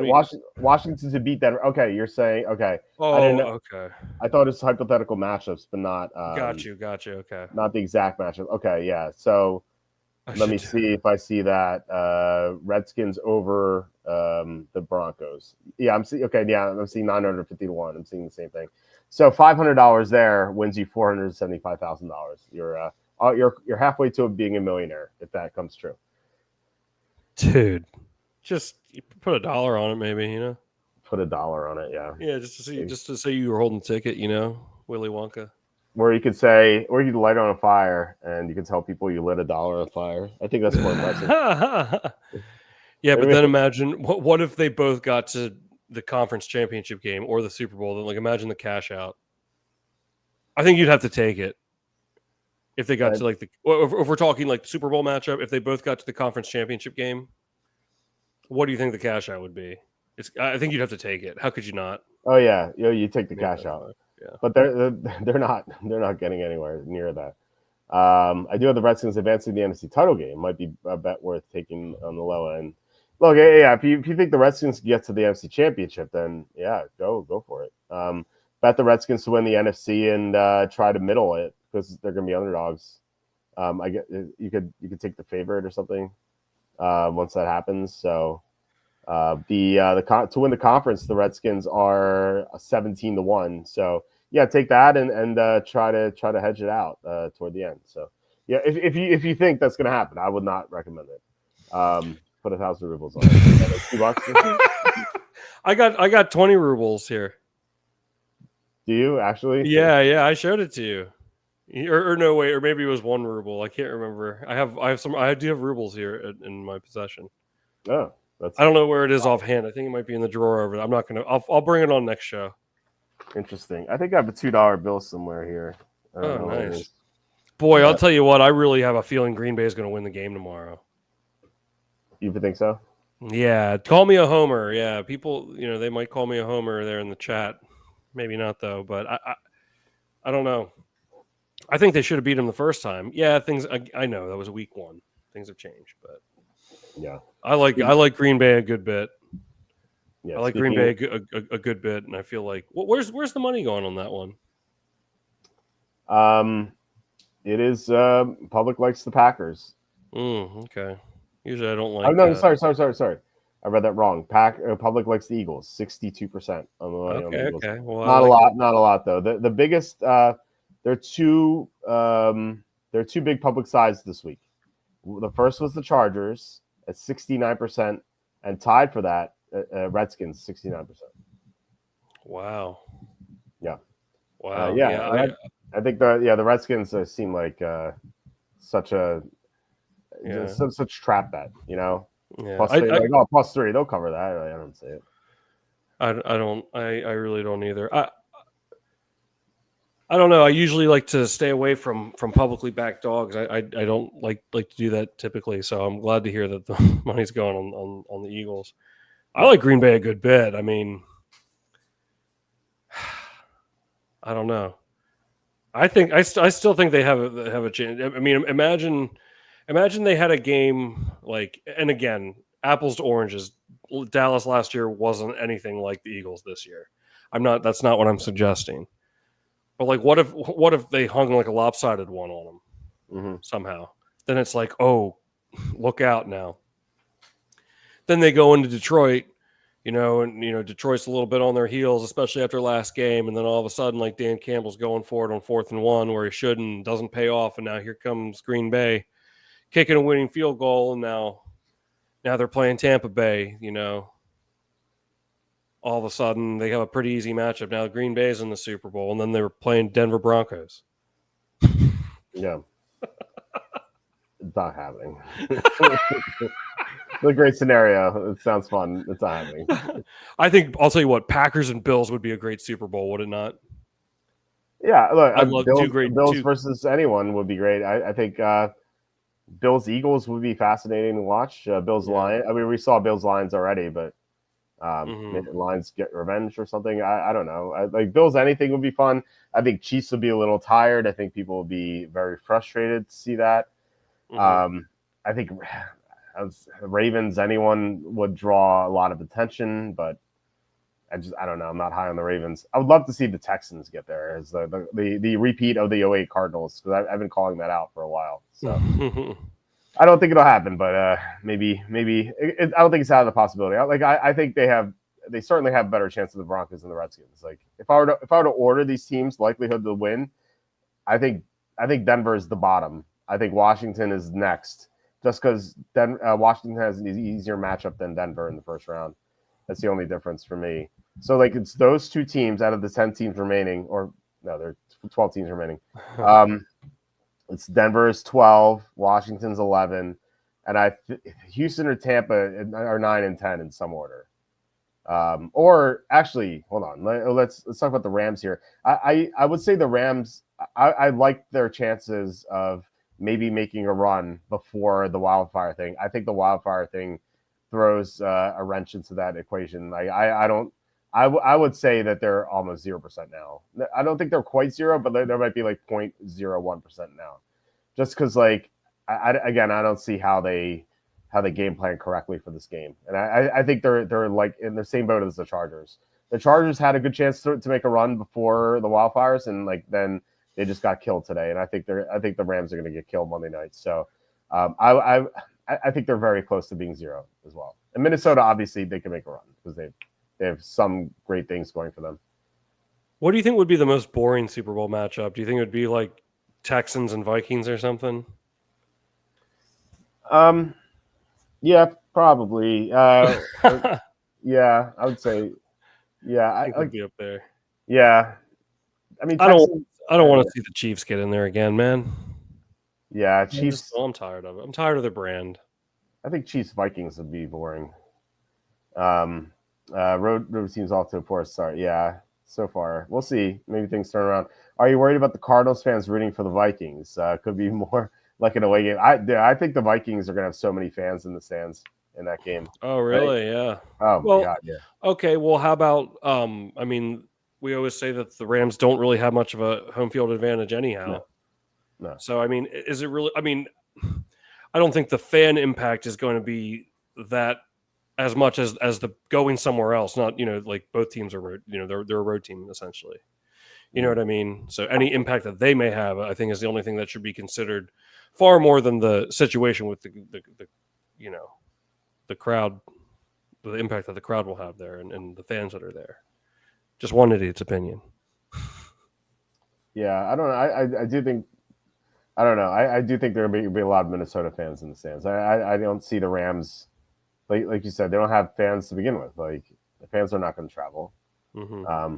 So yeah, people are saying Houston should be at the bottom, but I don't think you can put Houston at the bottom. They already won. Like they're in the second round. Like Denver's of not the remaining teams, to be fair, I guess. Right, Denver is not getting to the second round. Washington might, but I don't see them going the distance. And like that's why Denver's at the bottom, because I don't see them getting past the first round. So for me, so the remaining 12 teams in order of likelihood to win, I think Denver's 12. I think the Redskins are 11. I think the Rams are 10. Then I would put the Texans 9. I think the Buccaneers 8. Off the top of my head, I don't know who's left. I think the Vikings 7, Packers 6, Ravens 5. Who's left? We have Lions, Bills, Eagles. Chiefs, and Eagles. I'd say Chiefs 4, Lions 3, Eagles, Bills 2, Eagles 1. I think. Okay. I think it's gonna be Eagles Bills, but I don't want to see another repeat. I don't want to see a Chiefs Eagles again. We've seen Chiefs 49ers, two stupid teams.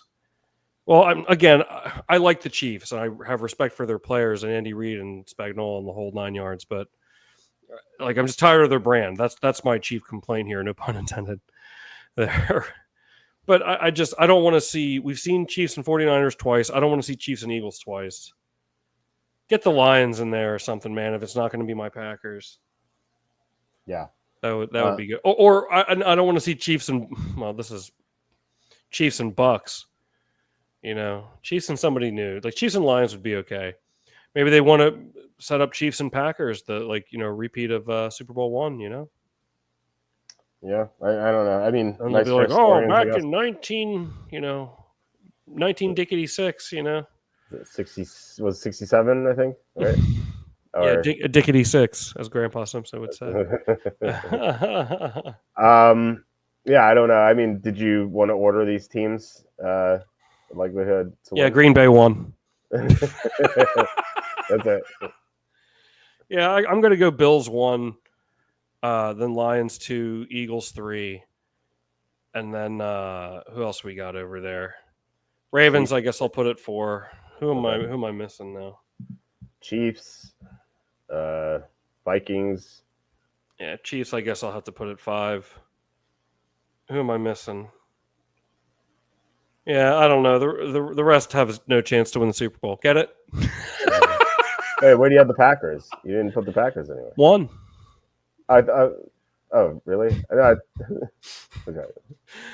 I don't know. No, I put the Bills at 1. Yeah. So where do you have the Packers? I don't know. I need a visual aid in front of me here. Yeah, I guess I'll put the Packers at. I can't make this list. I'm too biased. I guess I'll put the Packers at like 4, realistically. Okay. But I really think that they could make some noise here.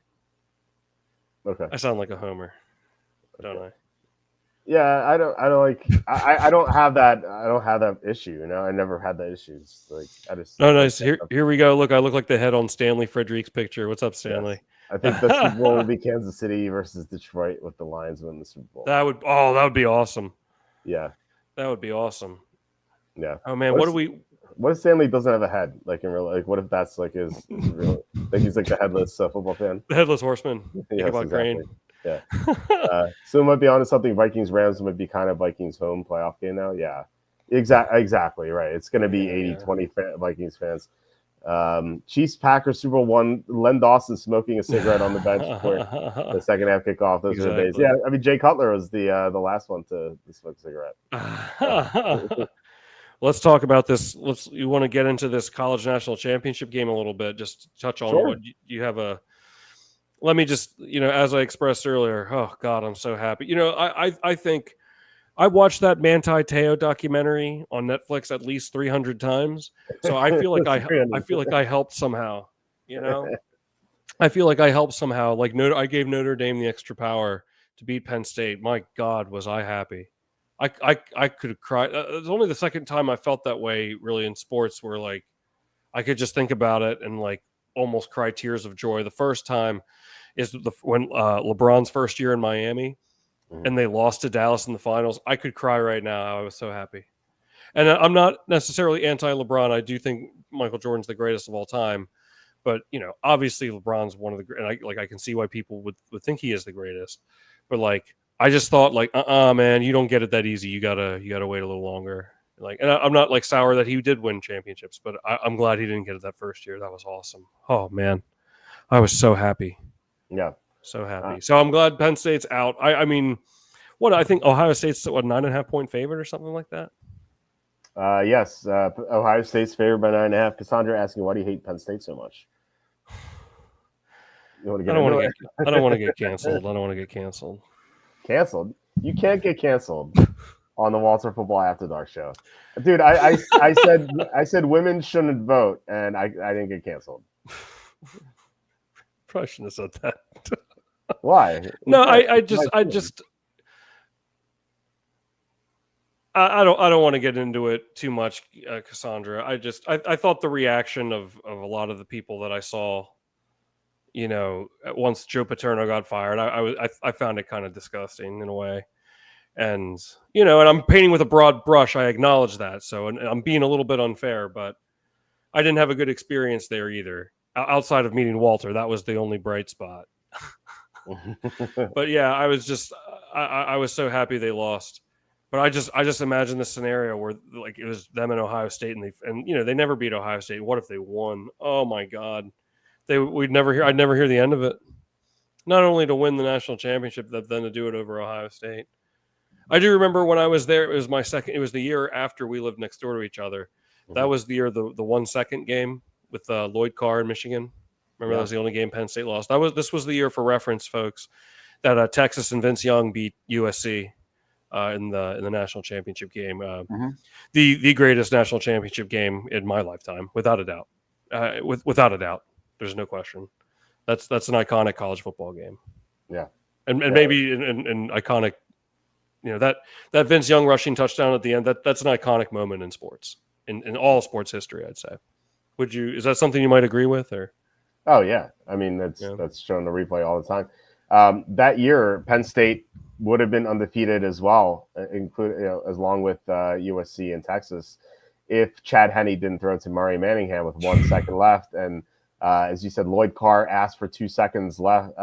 He asked for 2 seconds more on the clock, when it was like 33 seconds remaining, and he got it for some reason. And I remember thinking, like, why are they giving him 2 seconds? It didn't make any sense. I thought it was just 1. I thought he got 2. I don't know. I thought this was 20 years ago. I don't know. Yeah. Regardless, I remember thinking the same thing. I was like, I have a weird feeling that's going to come into play later. Mm-hmm. I remember distinctly thinking that. I thought so too, and I was pretty pissed about that. So because I bet Penn State in that game, but still, I like they drove down the field and Michigan scored the touchdown, Henne to Manningham. If that didn't happen, Penn State also would have been unbeaten. Now, I still think the championship would have been Texas USC. Like, there's no way you can keep Leinart versus Vince Young out of the championship. But Penn State has the largest alumni association in the world, or at least in the U.S. Probably the world too. How do you how do you not have a playoff? What if your system keeps Penn State out of the championship? Like, there have been so many angry alumni saying like, "Hey, Penn State's offense didn't have Vince Young or Matt Leinart. Their defense was legit though. They had Tamba Hali. They had they had a lot of other good players too. I think Paul Posluszny, I think, was there. Yeah, exactly. So they had so many great players, and that defense was sick. And so like, I don't know. Like, there have been so many people, so many angry phone calls would have made. I think we would have seen a college football playoff earlier because of that, because Penn State would have been kept out. Yeah, that's an interesting point, because I agree. I don't think they would have gotten in, and this is 05, 06. This Mm-hmm. is before long before the playoff format. But I don't think they would have gotten in. I mean, certainly USC would have made it. I mean, Reggie Bush was definitely the greatest college football player of my lifetime. Yeah. I love Reggie Bush. Well, I mean, they didn't use him on that final play. They had Lendale White in there instead. Yeah, but I still contend he's like the greatest college football player, at least of my lifetime. I could definitely make that argument. He's one of my all-time favorites. But I don't know but I just remember Penn State beating Ohio State that year at home. And I have a funny story. So, like, I don't think expectations were that high for Penn State that year. This is the 05-06 season. Mm-hmm. Because they were, I believe, 4-8 the year before. That's when they had Zach Mills. So expectations weren't too high, and all of a sudden they're riding like, they haven't lost yet, and then they're playing Ohio State, who we never beat, and I think they were at least 5-0. I want to say at that point, mm-hmm. And people, you would see signs. You probably saw them yourself. There are signs like everywhere in like buildings, like looking to buy tickets. Like, we'll pay like $200, $250, $300 a ticket for a student ticket, which is like you could get for like $15. Right. So, and I wanted to go to the game. I didn't have the tickets, but I was like, okay, this guy, Chris, that I knew from my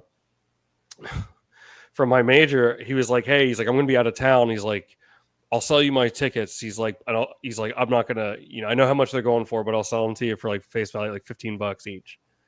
And he's like, but just promise me. He's like, do not turn around and sell them. Do not turn around and sell them. And I wasn't going to because I wanted to go to the game. Right. But then one of my friends from high school was like, guess what? Like, my aunt has season tickets to Penn State, but she can't make it. She's just giving me 2 tickets. So like, we can go. So the kid still doesn't know that I did this. I sold him for like 300. Well, now he knows. I doubt he's You're going to get an angry text from him or something. Yeah. But yeah, so and Penn State won 17-14. Remember at the very end, Ohio State, was trying to come back, and the final drive, and they fumbled. And I remember I had just a perfect view of it from where I was, and Penn State recovered. That was insane. That was so cool. At the time when I still liked Penn State, and I went there. Yeah. But Saquon is Penn State. He's from there, Iceberg, but he wasn't playing there until much later. Much later. Yeah, it was. Larry Johnson had just gotten out of there. Who I forget. Michael Robinson. Well, Robinson was the quarterback of that team. Yeah. I remember Michael Robinson was actually, because I interviewed him when I worked at the Center Daily Times. I had my own column there. It's called Walt's Wild World of Sports. Nice. I interviewed him after the Central Michigan game. It was like they were 3-0 after they won the game. He was actually worried that he was going to lose his job to Anthony Morelli. But no, I mean he was terrific as Penn State's quarterback. Yeah, he did do a really good job. That was a really fun year to watch. That was a cool moment when they beat Ohio State. Being there at that game, that was cool. Yeah, because that never happened. It was a rainy day. It was cold. It was rainy. I remember that. I remember that too. Yeah, I remember. Okay, let me tell you about that game. So. Okay, this is story time. This is actually a pretty interesting story. So when I was in high school, like I don't drink now, but I didn't drink in high school. But then once I finally did start drinking, I drank too much, and that's why I quit. But so it was kind of funny because I never drank in high school. I got to college, of course, everyone drinks in college pretty much, and I had actually gotten an underage drinking. Like I was just walking around on campus, like I was walking home from a party, and like a cop stopped me and gave me an underage drinking citation. Unbelievable. So, yeah, but like it's a summary offense. All I had to do was go take I paid like a small fine, and I took this class, and it's expunged from your record. It's only a summary offense. It's nothing. I was just walking like on the sidewalk. It's so stupid. But now I lost my train of thought. Why was I telling that story? Shoot, I hate. Oh, okay, yeah. Thank you. Sorry, a body like this, you don't get the brains with it. So anyhow, that was like that was August 2005 that happened. So the game was like 2 months later. So of course I was still drinking. I was 19 years old. You know, so like I'm out of the tailgate of this Ohio State Penn State game, and I was hammered. I'm 19 years old, like drinking like with Right. a trillion people in the parking lot. And all of a sudden, I remember I was talking to this girl that I liked at the time. I saw her there, and I was really drunk, and I had to pee so bad. But of course, like the lines for the porta potties are like 10 miles long. So I just ran to the front. There's like 10 porta potties or maybe even more out there. I just ran to the front in like all my drunk wisdom. I had like $6 in my wallet.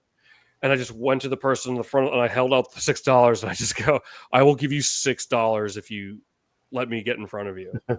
Because I didn't want to pee like in the parking lot and get like a second underage drinking within 2 months. Like that would be horrible. Right. So I was like, I can't do that because I thought about like doing it between cars, and a trillion people did that, but it was like that would be my luck. Yeah. So, but the woman that was first in line, she was like, just go. She didn't even take the $6. I was like, wow. She's like, just go. And so I came out, I was like, thank you so much.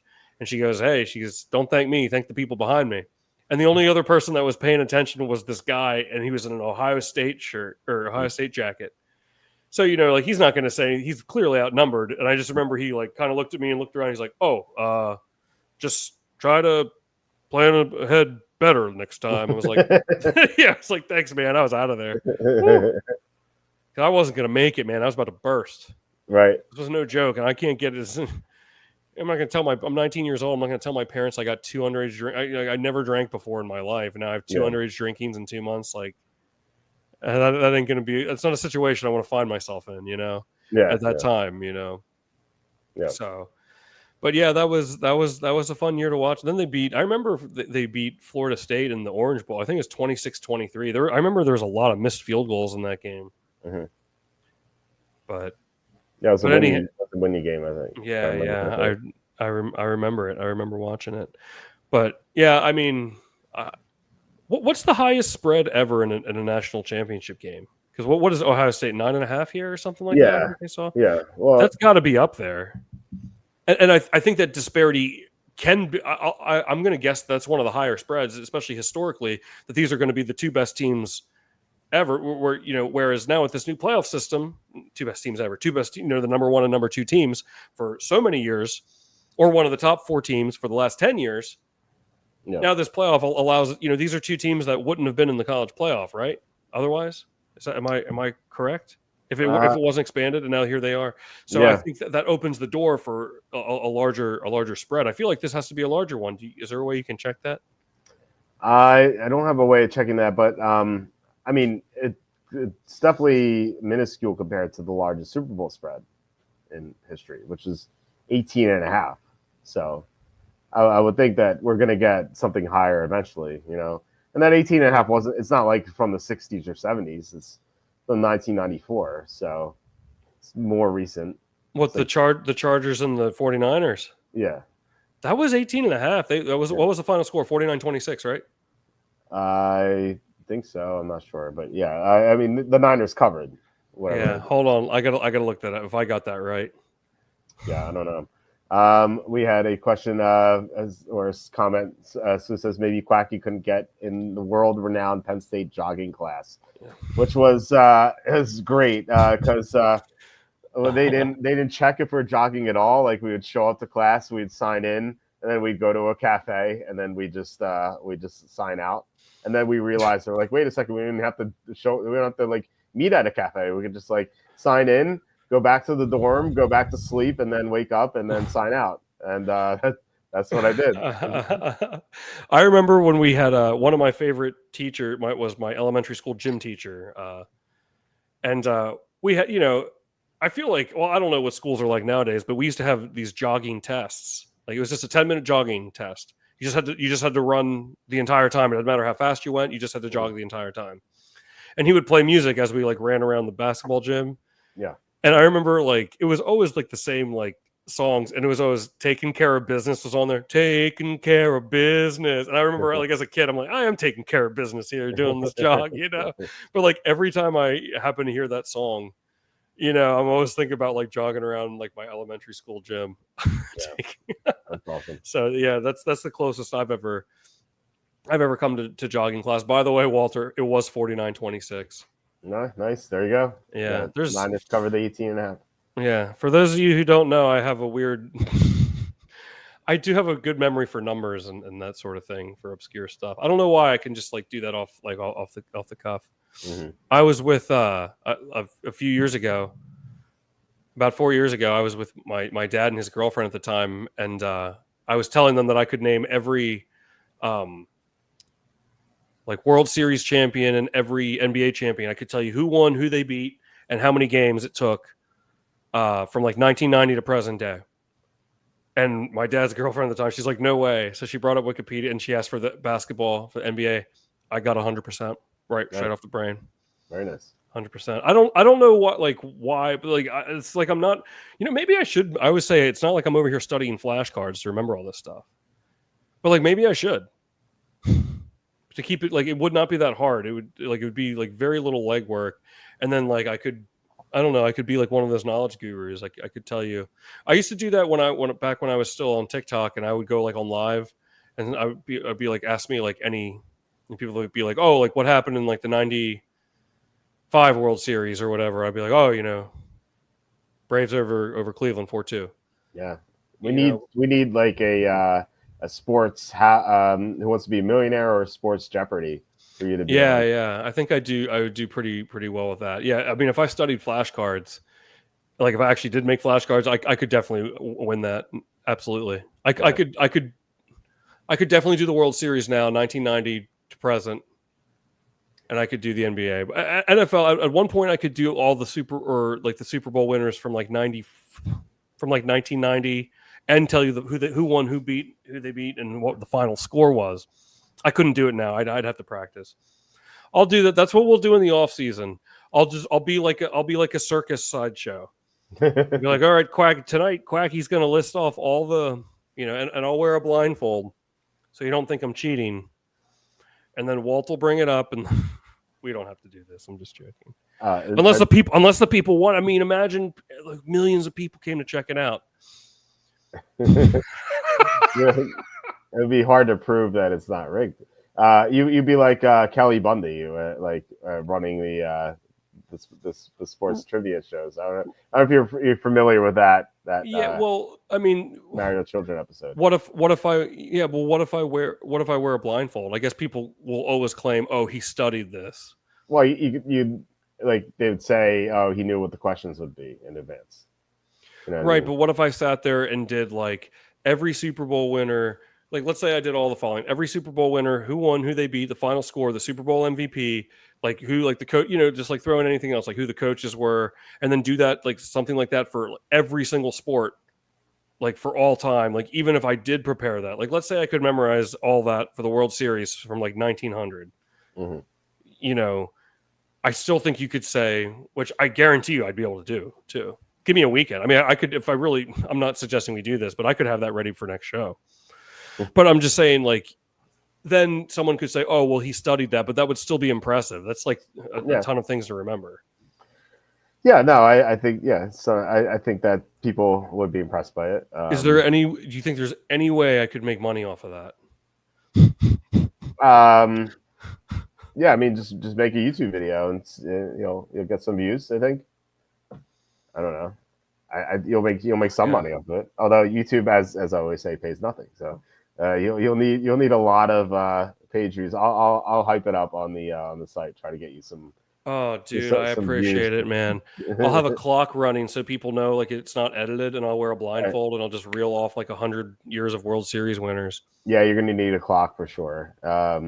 Yeah. So, and then I'll get so good at it, I'll do it in less than 5 minutes, and I'll have the timer running sort of thing. Dude, imagine that. Imagine I got rich off that. And then we could do the Walter football show every night, and I wouldn't have to work. Go for it. Let's do it. You would retweet it for me? Of course. You'd be like, look at this nut. He memorized 100 years of World Series winners because he's got nothing else going. No, I'm just kidding. I have plenty going on. Yeah. Oh man. Well, yeah. Look, I will retweet it, so you should do it. Okay. Hey, Walt, you made it tonight. How was the birthday party? The kid is old enough to start taking punting lessons now. There was Birthday a party, running into the punter call tonight. yeah. Just think about it. Yeah. The party was good. The out of town relative I was worried about staying left at like 2 hours in because he said I have to get home to my cat and like I love my brother in law. He's great, but I'm like, dude, the whole point of a cat is that they're independent. Like you can leave your cat at home. He's like, no, I have to get home to feed my cat. I'm like, dude, like just leave the food for the cat. They can leave him for 24 hours. They'll be fine. Like, Yeah, I'm not cats. even a cat person, but like, yeah, it's the whole point of a cat is that they're independent. Yeah, exactly. I don't know. Maybe he's very attached to the cat. He has a strong sentimental bond with the animal. Can't be away, can't be separated from the cat for more than 2.5 hours. Yeah, I don't know. I was like taken aback by that. I was like the point of a cat is that they're independent, but I don't know, whatever. It doesn't matter. Yeah. But no, the party was good. My son seemed to have a good time. He was playing in the ball pit. We had a ball pit in our living room. He was having Nice. fun there. And then he got some new toys. He got a Mario Kart racetrack, which is pretty cool. It's remote controlled too, so you actually like race Mario and Princess Peach at the same time. Cool. Yeah, very cool toy that actually my brother-in-law got for him. So actually, my wife was pretty pissed that we opened up the present. she wanted that open right away, and she was angry about that. But no, my son had fun. That which is that was the most important thing, of course. And yeah, I mean, I guess that's about it. There's nothing eventful happened really. It was only like immediate family, and a couple of friends. So nothing like it wasn't like a huge party or anything, but it was fun. Did you jump in the ball pit yourself? No, I would have broken it. So Okay. So it's like very small. Yeah, it was like it's small. It actually has like a basketball hoop, a tiny basketball hoop for like the tiny balls. And then there's a tunnel. And like the kids like go through the tunnel like easily. I would not fit in the tunnel. And then it leads to like a bouncy house sort of. It's not a bouncy house, but like a ball pit house. Okay, I see what you're. Yeah. So actually, it's in the closet back here. The store. We already packed it up. It's already in there. So yeah, no, it was fun. So I'm glad my son had a good time. He was pretty tired afterward.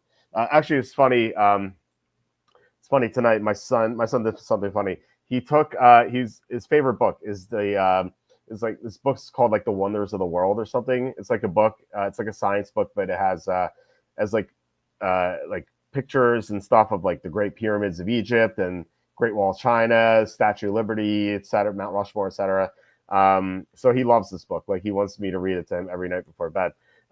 So I read this book to him, and he takes it, and I'm like, "Do you want me to read it again?" He's like, "No." It's like this is my computer. I'm like, "Okay." He's like, "Daddy, I'm gonna make money," and he starts like pressing as if it's like a keys on the computer, but he's like pressing keys on the book. There's no keys, but he's like, Daddy, I need to make money. And like he's just like doing what I'm doing basically because. So I thought that was pretty funny. He's like, I need to make money. Nice. I'm like, Connie, you don't need to worry about money. I actually have I've taken his portfolio, almost doubled it since August because just recovered calls on GameStop. So I'm trying to think now of the last time that I've been in a ball pit. Actually, you know what? I worked this salon convention and doing installations. And one of the booths had a ball pit, and like after hours, after everyone had left, I jumped in there and I took a picture. I did a photo documentation of that. Yeah, where I'm in a ball pit, and that was January of 2019. So it's been 6 years since I've been in a ball pit. I think it's time. I think it's time to go back. Do you think it's been longer than 6 years or less than 6 years since you've been in a ball pit? I don't know. Longer? I don't know when last time I could have been in there. McDonald's Play Place, probably. They don't have McDonald's Play Places anymore. I know. Those are done. They're now ugly gray buildings. Unless you live in Australia, then you still have some. But You know what Americans can't have good things here because McDonald's is anti-family, and so they don't want. You know what I really miss is remember the Pizza Hut dine-in. Oh yeah. The crystal red glasses, the salad bar, the stained glass lamps. Yes, the book it program. Yeah, dude. You best believe I was reading a ton. I think they're trying to bring those back. I think there's a huge demand for it. I think there's money to be made for someone who opens up a family friendly chain of restaurants. Doesn't even matter what the food is, as long as it's like halfway decent. Dude, like play places and like try to have the kids read books and stuff for that, and like have iconic stuff. Like even if it's not Pizza Hut, you can bring back the red glasses and the stained glass windows and the salad bar, and like just call it like I don't know, Uncle Tom's Pizza Joint or something. And people don't call it Uncle Tom's. Quacky Tom's Pizza Joint. Yeah. Quacky tea. Yeah. I mean, it wouldn't be that hard to emulate, but like I don't know, there's just something about like that, like the aesthetic of it all that really made it great. And then like you would, oh man, go down there, get your book at pizza or whatever, and like we get the breadsticks, and then stop there. The Blockbuster was right down the road. We go to Blockbuster Video, before that or and then man, you're just it was just so much fun to watch, just to walk around and just look at everything. I mean, I guess now nothing's changed. We just scroll on screens looking at these things. But yeah, it's something to be said about going there and actually like looking around and picking up like a hard copy of something and then going home. That was so much fun. It just feels like something has been taken away from us. Yeah, the smell of Blockbusters too. It's the smell, if there is such a thing. It's so fun to go to Blockbuster. Like I used to rent video games from there all the time. Like it was great. I think it'd be cool to have like a virtual reality of sorts and like have a instead of scrolling, you get to go into this virtual reality video store and you get to pick out whatever show or movie you want to watch, and like you do that by walking around. You're like, okay, I want to pick this up. You go to the desk and then you start playing it. I think that'd be pretty cool. And then they mail you like scratch and sniff stickers, and when you scratch them, they smell like Blockbuster Video. Yes. That's important. Well, I was thinking, so like when I was a kid, I wasn't allowed to see R-rated movies until like maybe I was a senior in high school. And I remember, dude, my parents let me watch Alien when I was 7. Terminator when I was 7, then Alien when I was 8 or something. Oh, really? Yeah. No, I grew up in a pretty strict household in that regard. But anyhow, now I can't remember what we were just talking about. What movie were we? Oh, okay, Blockbuster. Yeah, so I remember like as a kid walking around and seeing the movie Seven with Morgan Freeman and Brad Pitt. It's my favorite movie of all time, and I remember seeing that in the video store like when I was very young, and I remember thinking like I know that's going to be a really good movie like when I'm old enough to watch it. And it's my favorite movie of all time. It's now the 30th anniversary, and they're rescreening it, so I'm going to go see it.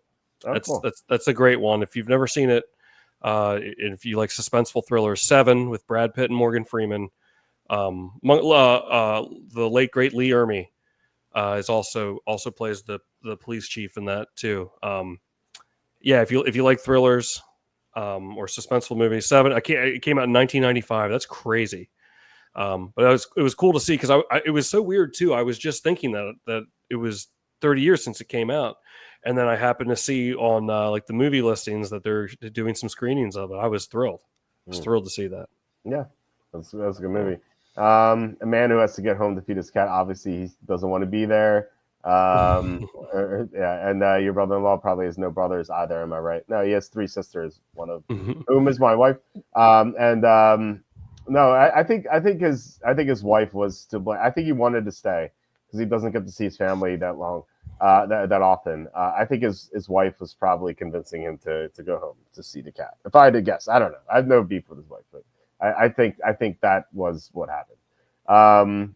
Well, I think they got rid of the ball pits too because it's like kids drop like chicken nuggets in there and stuff, and then like kids, there's probably like a ton of germs going on in there. Dude, that's not the reason. They hate the family unit. They're trying to destroy America. That's the reason.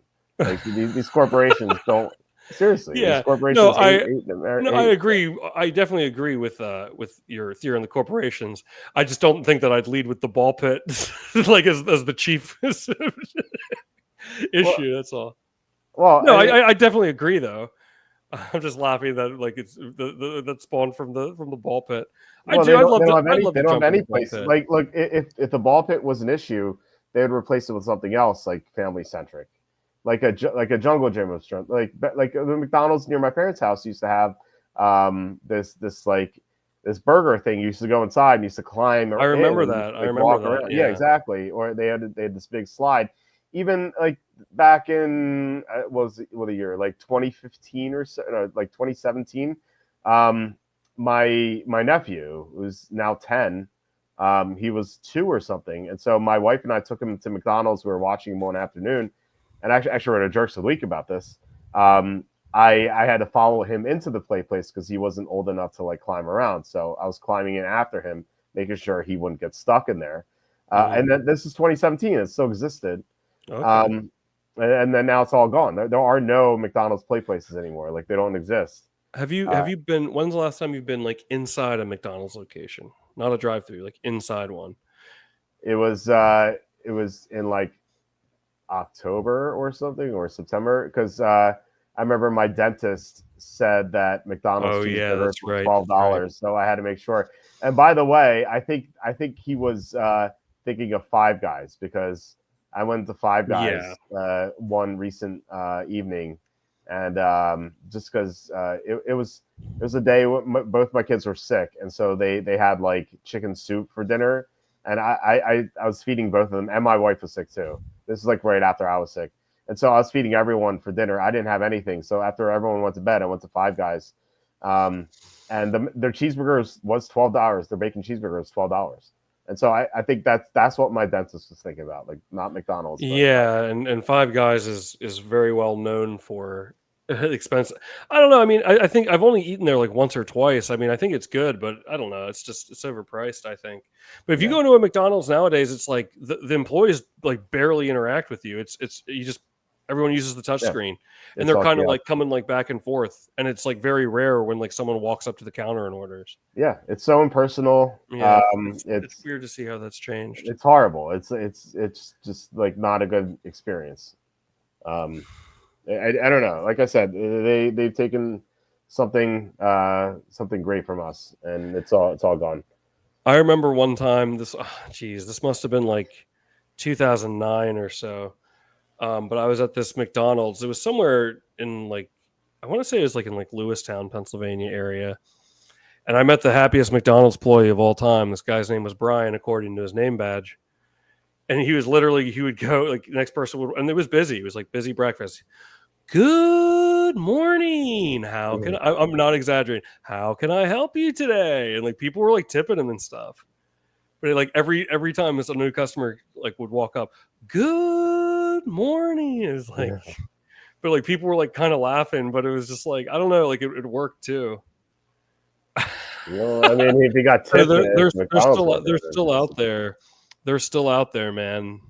People Yeah, that want to have the personal interaction. I bet Brian wants the play place back too, bro. yeah, I bet he's pro play place. yeah. Well, like I said, Triple they have P. them in Triple P. Australia, as Ben Wassley pointed out. He said like half the McDonald's have play places, half of them are like cafes or something. They don't have the ugly gray buildings we have here. Like every McDonald's is now ugly gray building. Like, why Yeah, is that? it looks more like it does like have like a cafe ish look in the last I don't know like 10 years or maybe more, as opposed to like they all used to be like super like color like I don't know like much more decorative and Yeah, like inviting. You're right about that. Like inviting to like as a kid, it's like oh like McDonald. There is something it's yeah. brilliant marketing. Ronald McDonald. I mean I think Ronald McDonald's weird, but you No, know we used to go. My sister and I and my mom used to take us every week. We go to McDonald's, and we used to have fun running around the play place and then eating a McDonald's. used to get a Happy Meal, eat a cheeseburger or fries, and then we used to get the toy. And like sometimes they'd have really cool toys, like the Mario. Like one time they had Mario toys. I remember I still have some of those. I gave them to my son because he got into Mario. But yeah, it's just it's a lot worse now. So yeah, you know, I remember actually this is funny because I was up in Pennsylvania for Christmas, and at my mom's house we still have this glass mug from McDonald's, Batman Forever. A glass, it was like a Riddler themed glass mug. nice. And I don't know, it brings me so much nostalgia. We got that from McDonald's. Like it came with like, it was like $2 with like when you get like a value meal or something. But there was that glass, and then there was another one because they had like a lot of the Disney cups, those plastic cups from with a picture of Disney movies. And there's like just like the shape of the cup and like the feel of it. I don't know. I just really liked it. And it was Miko from Pocahontas, the raccoon. And it's like right before they're going over the canoe, and Miko's like his head's turned around and he's like looking all scared. You can definitely find, like I've seen it on like these nostalgic pages like on Facebook. Mm-hmm. And that like gave me so much nostalgia, like to see that. I love that. That was like my go-to cup as a kid. And then we had this Hercules plate. Remember Hercules? One of the underrated. It's one of the more underrated Disney movies. But there was a plate with Hercules on it, and it said, "I'm a meat and potatoes kind of guy." Get all that stuff at McDonald's. Kids went wild for it, you know. Yeah. The Happy Meals. Happy Meals are still around, are they? No. I mean, I think they are. I don't know. I don't think they give you anything good though. Probably give you like Roblox credits or something nowadays. Probably, yeah. Something stupid. It's gotten a lot worse. I don't know. Yeah. It's I don't know. I can't even remember the last time I had a Happy Meal. I mean, I don't know why I need larger portions than that, so yeah. They still have Happy Meal. Yeah, that's true. It could be, what if they brought back the Miko cups? Or what if they what if I could get like a brand new Riddler glass? That would be the dream. Yeah, you can't have too many. No, of course not. You gotta have. I'd love to. I bet there's got to be somebody out there selling that stuff. You know, they said that those like the Disney. Did you have this as a kid? We had like every one, like the Disney movies, and there's like big plastic cases. They're almost like novelty plastic cases. You know what I'm talking about? They came in the VHS tapes. Mm-hmm. Supposedly those are worth. Now, when I say worth some money, like I'm not talking about like money you can retire on, but supposedly like people are paying like hundreds for one. And it's like, oh yeah, there you go. Yeah, $6. Oh well, a set of 6. Click on the one with the set of 6. Pre-owned. Oh, okay. Yeah. Who else is in there? There's got to be other characters. You can't even tell what this is. It looks like a mushroom on there. The Flintstones. The Flintstones. Oh, there's the I remember the Batman one too. I think we had that one, and then is that Two-Face? I don't know. I can't make out anything. There's the Riddler. There's the Riddler. Yeah. Dude, the Batman Forever glasses. That's what's up. Oh, the Flintstones one. I think we might have had the Flintstones one. Well, Tom, you could relive your childhood for $25. Just search the Miko cup. I want to show you the how do you spell that? MEEKO. Miko cup McDonald's. No matches found. We're spelling it wrong. MEEKO? Yeah, sure? I think it's that. They put Pocahontas in there too. Yeah, Pocahontas Miko cup, maybe. Wow, now I'm not seeing it. What website is this, on eBay? Yeah. Okay. Wow, I can't believe it's not showing up. It's none of those. Look at that one of Goofy all the way on the right. What's he like dancing? Yeah. I don't know. You know, what do you feel about that? I mean, I'm sure you've watched plenty of Disney movies, you know, having young children. Yeah. Are there? I feel like all the Disney. There's only one Disney movie I've ever seen that I thought sucked, but I feel like, you know, most like all ages can appreciate them. But like of the Disney, like especially the animated ones, like when we were kids, like in the 90s, like they were pumping out like hit after hit, like Aladdin, like Lion King, Toy Story, that was Pixar. But you know what I mean? Like it was just, I know like I'm missing some others too, like some big ones, but it was just hit after hit. But now, I mean, there's like, I feel like everyone is like, it's fine. Like, I'm not like crazy about Disney though. What are your opinions on like people that go to Disney that don't have kids? Well, Like religiously, like religiously. I know some people who don't have kids to go to Disney. This is a dink couple, um, A what and couple? a dink, the double income. Double income, no kid. Yeah, Yeah, yeah, yeah. Dink, Mr. They Dink. go to Disney every December, and I'm like, why? You know, like, and the woman has no desire to have kids. She's a crazy blue haired cat lady. Just saying. I hope she's not watching. Jeez. I don't care. I'm persona non grata at their house, so I don't really care. Persona non grata. Sure. Well, you have status now.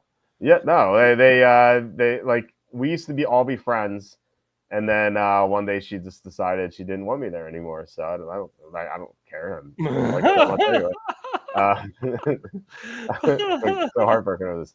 No, she's a crazy blue hair cat lady. Maybe she got upset that I made fun of blue hair cat ladies. No, she's so and her husband's is I have no issues with him, but they have every December they go to Disney just to have a vacation there. And I'm like, why? Like, you don't have kids, and you're not going to have kids, but like, you know, at least save it until you do have kids. Like, I look forward to going to Disney with my son and daughter, just to see them experience it for the first time. But like, yeah. The last time, well, I should say, like, the last time I went to Disney, I dated my now wife for a year, but she had never been there before, and we were in Florida already. We didn't go to Florida for Disney. Like, actually, we were hanging out with Charlie and his wife, Charlie Campbell. The Charlie lives in Tampa, and so we were like, what are we gonna do one day? And yeah, we're like, all right, we can go there, and like, so it's like someone mentioned Disney, and my wife was like, oh, I've never been there before, so we're like, all right, let's go. So we went as like, the four of us went for one day, and it was a nightmare because it was July 4th weekend. Oh my god! Line for like 50 minutes for everything. Oh my god! But no, like, we only went because my wife had never been there before. If she had, like, I would not. I'd have no desire to go. So it's like yeah, it's something you could do like once. Like, if you've never been there before and you go as like without kids just to see it once, I could get it. But like, if you go there every year, every single year, and you don't have kids, that's when you get to the weird territory. You know what I mean? Like, that's strange to me. Yeah, I think it's weird too. Yeah, especially if you go like, yeah, you go like once in a blue moon, but like some of these like they're out there like couples with no kids, like wearing like the Mickey Mouse ears and getting pictures with like 800 different character actors there. It's like, yeah. what are you doing? Like, you know what? I guess I'm being unfair. Like, if that's what makes you happy, then have fun with it. But like, I don't know. I do think it's kind of strange. It's just like, but I don't know. I'm like, I guess I probably have a hobby or interest that they think is really weird. But Yeah, I don't know. It's just it seems weird. I don't know. I think it's pretty weird, but yeah, I don't know. Then again, I'm not a blue-haired cat lady, so what do I know? Yeah, I found the Pocahontas cup immediately. Your eBay search engine is? It Did doesn't you matter. spell Miko wrong, or No, I spelled it right. I think it's probably just like just because it's a search on eBay. Like, I don't know. It doesn't matter. It's go to askjeeves.com. Ask Jeeves. Is that a thing still? You remember? Oh, no way. Is it still around? Oh, it's ask.com. ask.com now. Well, Yeah. let's ask some questions about cheetahs there. Oh no, that's a cat. Never mind. Might as well do Grok instead. Like, there's no point to do this. As far as Disney movies are concerned, I don't. Have you ever seen Coco? No, but I heard it's really good. Oh my god, it's so good. I would never would have seen it if I didn't have kids, because like but man, that was that really hit me at the end, because the whole point of the movie is this kid, he goes to the land of the living, or the land of the dead, because he wants to play music, because he was told his grandfather was a musician. and so his parents won't, or his family won't let him play music because his great great grandfather left the family. And so, but he wanted to relive it, and he learned that his great great grandfather, who was a musician, was this like famous Mexican musician, like the Elvis of Mexico, whatever. Oh, wow. And so he wanted to meet his great great grandfather and to get his blessing to play music. But his great grandmother, she has Alzheimer's, and she doesn't know his name and stuff like that. Like sometimes she's just comatose. She like doesn't do anything. And so at the end, like he finally he's able to play music because he gets the blessing from his family. I'm not going to spoil it, but like he gets the blessing, and he plays music to his great grandmother who has Alzheimer's. And like, Oh, wow. and he plays the song that she used to hear as a child when that great great grandfather went away, and she starts singing, and she starts remembering like what her childhood was like, and she remembers her great great grandfather, and she finds a picture of her great great grandfather, and she shows it to the main character, and it's like man, it's like such a tearjerker, like that moment. It's like my grandmom also had Alzheimer's. Like she died of Alzheimer's like about 13 years ago, and it's just like just watching that like remind me of my grandmom. Sure. And it's just like it's if you haven't seen like Coco, like definitely see Coco. Okay. All right. Maybe I'll watch that for next week. Yeah, it was really good, man. Yeah, it's going to be the off season here soon. This is crazy, man. I know we only had 4 games to talk about, so we had a lot of a 1777 memorabilia. Chiefs versus Lions Super Bowl or what? Quacky mentioned that as a possibility. El Coco. I think they're making a sequel to it. I'm not sure, but I hope they do. That was such a good movie. All right, I'll check it out then. Yeah, that was my favorite Disney movie ever made. Wow, I've heard a few people report that as well. But yeah, it's great. Yeah, excellent. Yeah. All right, I think that's about it. We're over 2 hours. I didn't think we'd last 2 hours talking about 4 games, but I guess I should have known better. Given the banter knows no bounds, knows no boundaries. Yeah. Guys, tomorrow I'm going Bills, Philly, and Washington. We agree on 2 of the 3. I like Tampa, but yeah, hopefully the Bills come through because that's our other big pick of the week. All right, Tom, great to do this with you as usual. I look forward to next week, and I'm looking forward to your report on Coco. So yeah, definitely. You want to shout out your Twitch channel? You're at 100 followers. I'm at 100 followers. Yeah, thank you, Bagley, for being lucky number 100. 101. Maybe you're at 101. Oh, I'm at 101. Nice. I wonder who else added me. Oh, I think someone from Rocket League added me. Yeah, I'm out there bantering and playing Rocket League on there. Come join the fun sometimes. I appreciate those of you that have joined. Walt, always a pleasure, and it's always a pleasure to interact with the Walter football family. Y'all, thanks for watching. Yeah, absolutely. Thanks, guys, for tuning in. Please hit like, subscribe, comment below, share this video, visit the link in the description for the merch store. All that would be appreciated. We'll be back on Tuesday with Evan. Evan can talk smack about how he was right about the Ravens and I was wrong about the Steelers. So you guys can look forward to that. On Wednesday, I'll be back with Kenny. Maybe they'll do playoff best ball for round 2 onward. I think that'd be pretty fun. If they do, maybe we'll do some drafts. I know Kenny really got into the best ball. Like that was the first time he had ever done one, and then like Kenny for the next few days he started sending me some of the teams he did, so he really got into it. So I hope they do that. I really like that. And then I don't know if Andy's gonna be available on Thursday. He wasn't this past Thursday, but I know he has something come up, so hopefully he'll be available. And then Tom on next Saturday, we'll get to talk about 2 games instead of. We'll probably go for 4 hours. Exactly. Well, you're going to give us your Coco reports. So exactly. Look forward to that. Exactly. All right, guys. Thank you so much for tuning in. Really appreciate you guys. And have a great Sunday of football, Monday night of football. Good luck with all your bets, and I'll talk to you later.